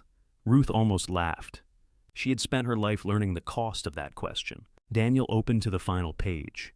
At the top was a proposed division of ownership. His company would manage renovations. His investors would receive a controlling interest until their money was repaid. Ruth and Walt would contribute the property. We are not contributing the house, Walt said. Nobody's taking it. Ruth touched the page. This says otherwise. It's standard protection. You'd understand if you let me explain. I understand. Daniel's frustration surfaced. Then you understand this is your chance. Do you want to spend the rest of your lives collecting $400 from people who can barely pay it? They pay, Ruth said, until they don't. She thought of Leonard, the burst pipe, the account that still frightened her on bad mornings. Daniel saw the hesitation and leaned forward. You built something valuable. Let me make sure you don't lose it. Ruth closed the folder. What if we don't want what you're offering? His eyes moved toward the kitchen, where the residents' voices carried through the doorway. Then what? He asked. You leave all this to strangers instead of your own children? Ruth rested both hands on the blue folder. For years, that question would have decided everything before she answered. Now she looked at Walt, at Melissa, and at the long table built to hold whoever came home. Then she looked back at her son. "We are not leaving it to strangers," Ruth said. Daniel leaned back. "What would you call them? Marcus, Celia, June, Warren, Dorothy, Owen. You've known these people less than a year. I knew you before you had teeth. Time doesn't guarantee how someone treats you. That's a terrible thing to say to your son. It's a terrible thing to have learned from him." Daniel looked at Walt, expecting him to soften the blow. Walt turned the blue folder around and pushed it across the table. "We don't want a hotel. It wouldn't just be a hotel. It wouldn't be a boarding house. Buildings change. People live here," Walt said. Daniel's frustration broke through. "People can live somewhere else. You did." Ruth heard Melissa inhale. Daniel heard himself a second too late.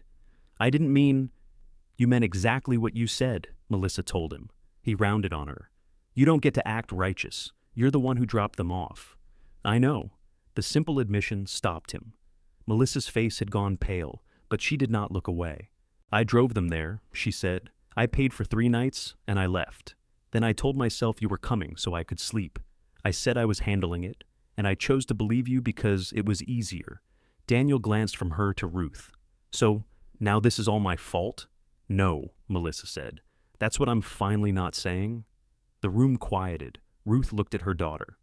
Melissa had stopped asking forgiveness as if it were a verdict someone else could deliver. She was naming what she had done and remaining in the room after naming it. Daniel opened the folder again. "You're making a permanent decision because you're angry." "We made permanent decisions before we were angry," Ruth said. "We sold our house. We loaned you money. We moved into your sister's basement. Anger might have improved our judgment. What decision have you made?" Ruth glanced at Walt. They had discussed it beside their cots long before the article, when the house was still losing money and the boiler had gone silent for the second time. They had spoken to the residents afterward, not to grant them a prize, but to learn whether the idea could survive practical questions. "We're building a resident cooperative," Ruth said.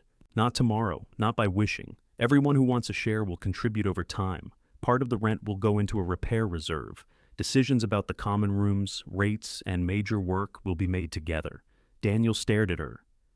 "Your father and I keep our home here for the rest of our lives," she continued. "When we're gone, the building stays a boarding house. It won't be sold out from under the people living in it. You're giving away our inheritance," Melissa said. "They're alive." Daniel ignored her. "Do you have any idea what this property could be worth?" "Yes," Ruth said. $700 on the day nobody wanted it. That isn't what it's worth now. No, because people put work into it. We're family. So is Melissa. She isn't getting the building either." Melissa met Daniel's eyes. "I didn't ask for it. Because you always need to be the good one after somebody else does the ugly part." Her face tightened. Ruth waited for her to strike back. Melissa only said, "Maybe." Daniel closed the folder. "So that's the punishment?" "No. You cut your own children out and hand everything to tenants, but it's not punishment? Revenge would be making you feel as disposable as you made us feel." Ruth's voice did not rise. "This is the first major decision of my life that does not include saving you." He looked wounded, not theatrically. The boy who had sat at her farmhouse table after wrecking his first car remained somewhere inside the man, still waiting for her to turn consequence into comfort.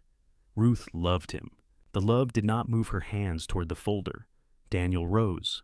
"I came here trying to make things right. You came with a proposal that gave your investors control of our home. That's how financing works.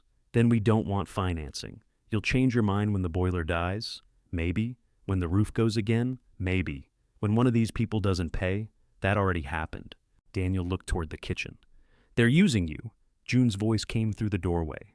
"Some of us can hear." Ruth turned. "June." "What?" "My name's in the argument." Daniel shoved the folder beneath his arm. Melissa stood. "You don't have to leave." "Yes, I do." She stepped toward him. "You could stay and talk without the project." "About what?" "Dad's knee, Mom's house rules, your business. Anything that doesn't end with you owning something." He gave a bitter laugh. "You've been here 4 weekends and think you understand them now?" "No. I think that's why I keep coming." Daniel looked at Ruth one last time. "You're going to regret this." "Possibly." Her refusal to promise otherwise seemed to leave him with nothing to fight. He walked out. The white truck started, backed from the curb, and disappeared toward Main Street. The expensive pecan pie remained on the table. June came in with forks. "He paid too much for this," she said. "Almost certainly," Ruth replied. "Waste is waste." They ate the pie. No one celebrated Daniel's departure. Walt was quiet. Melissa went upstairs and finished painting a piece of trim that did not need finishing that night. Ruth washed the pie plate herself. She cried later, lying on her cot beside Walt. Not loudly. She did not regret refusing Daniel, but certainty had never protected anyone from grief. He was her son, and he had left with the same rigid back she remembered from every childhood punishment, convinced that love had been withdrawn when all she had removed was rescue. Walt reached for her hand across the space between the cots. "We did right," he said. "That doesn't make it feel good." "No. He thinks we chose them over him. We chose us." Ruth wiped her face on the blanket. "That sounds selfish. Practice." The cooperative began with meetings, arguments, and no uplifting music. Marcus wanted repair credits counted toward his share. Celia agreed in principle, but wanted an outside estimate to prevent anyone from valuing his own work. June insisted cooking for optional meals should not create ownership in the building because she wanted the right to stop without losing anything. Warren worried that a resident who moved away could sell a share to anyone. Dorothy wanted financial statements every month. Ruth listened. Once she answered a question before Walt finished asking it. He stopped, waited, and began again. She apologized. They agreed on small monthly contributions, a reserve no individual could withdraw, and a rule that shares returned to the cooperative when a resident left.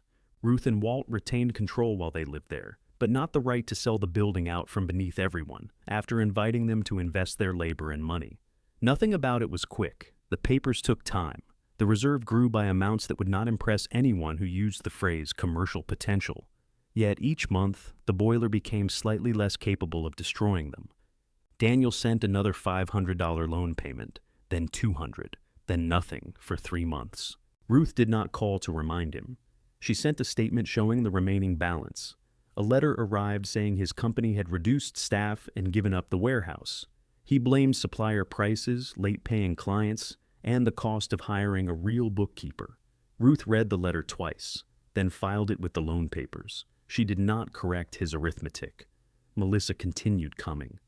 Her marriage to Curtis remained something she discussed only when she chose.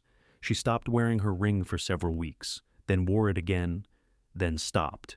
Ruth did not ask. When Melissa said she had rented a small apartment near her work, Ruth helped her make a list of what she needed, but did not offer money. On one visit, every rentable room was occupied. "You can take my cot," Ruth said. "Where will you sleep?" "With your father." We finally put the cots together.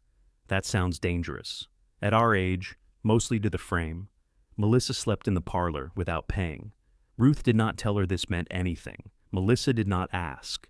The rear porch was rebuilt in sections. Walt designed it, Marcus priced the electrical work, Warren found reclaimed boards, and paid carpenters handled the structure. Walt complained about their joints until one invited him to demonstrate from the ground. He did. The porch held. The 8th occupied room belonged to May Ortiz, 67, who repaired clothing for a downtown alteration shop and arrived with more thread than furniture. She and Dorothy began using the former morning room for sewing.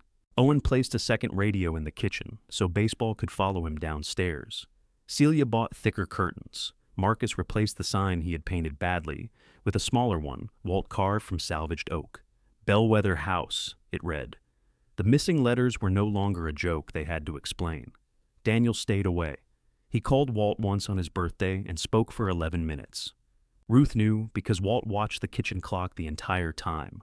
What did he say, she asked afterward? Business? Weather? Did he apologize? No. Did you? For what? She smiled. Just checking. Melissa came for Thanksgiving carrying the serving bowl's matching platter, found at the back of the storage unit. Ruth ran her fingers over the faded flowers. "I thought this was gone." So did I. They set it in the center of the long table beneath June's turkey. No one ate with plates on their knees. No one was placed in the basement. After dinner, Melissa washed dishes with Marcus and listened when he told her which shelves held what. She locked the front door before bed, then checked with Ruth to be sure no one was still outside. The anniversary of the auction arrived with cold rain.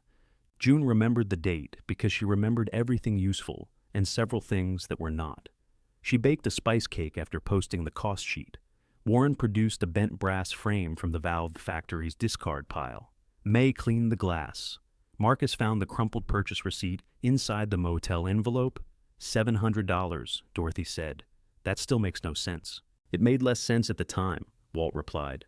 They gathered near the front desk Walt had built from old dining room paneling. The desk held rent receipts, repair requests, extra keys, and a jar of peppermints June claimed not to refill.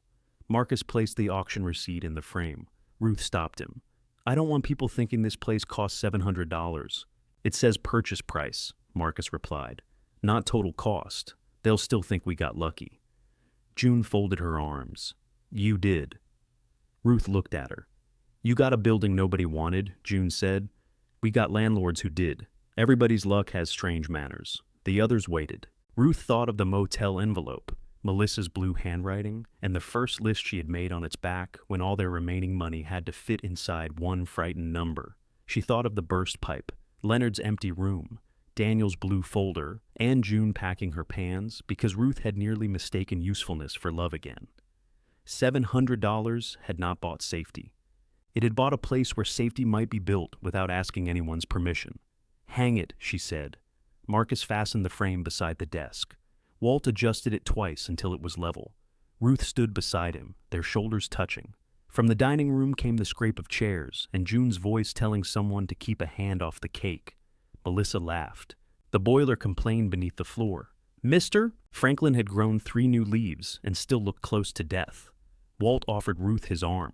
Morale? He asked. She listened to the house. Good, she said. This time, it was true.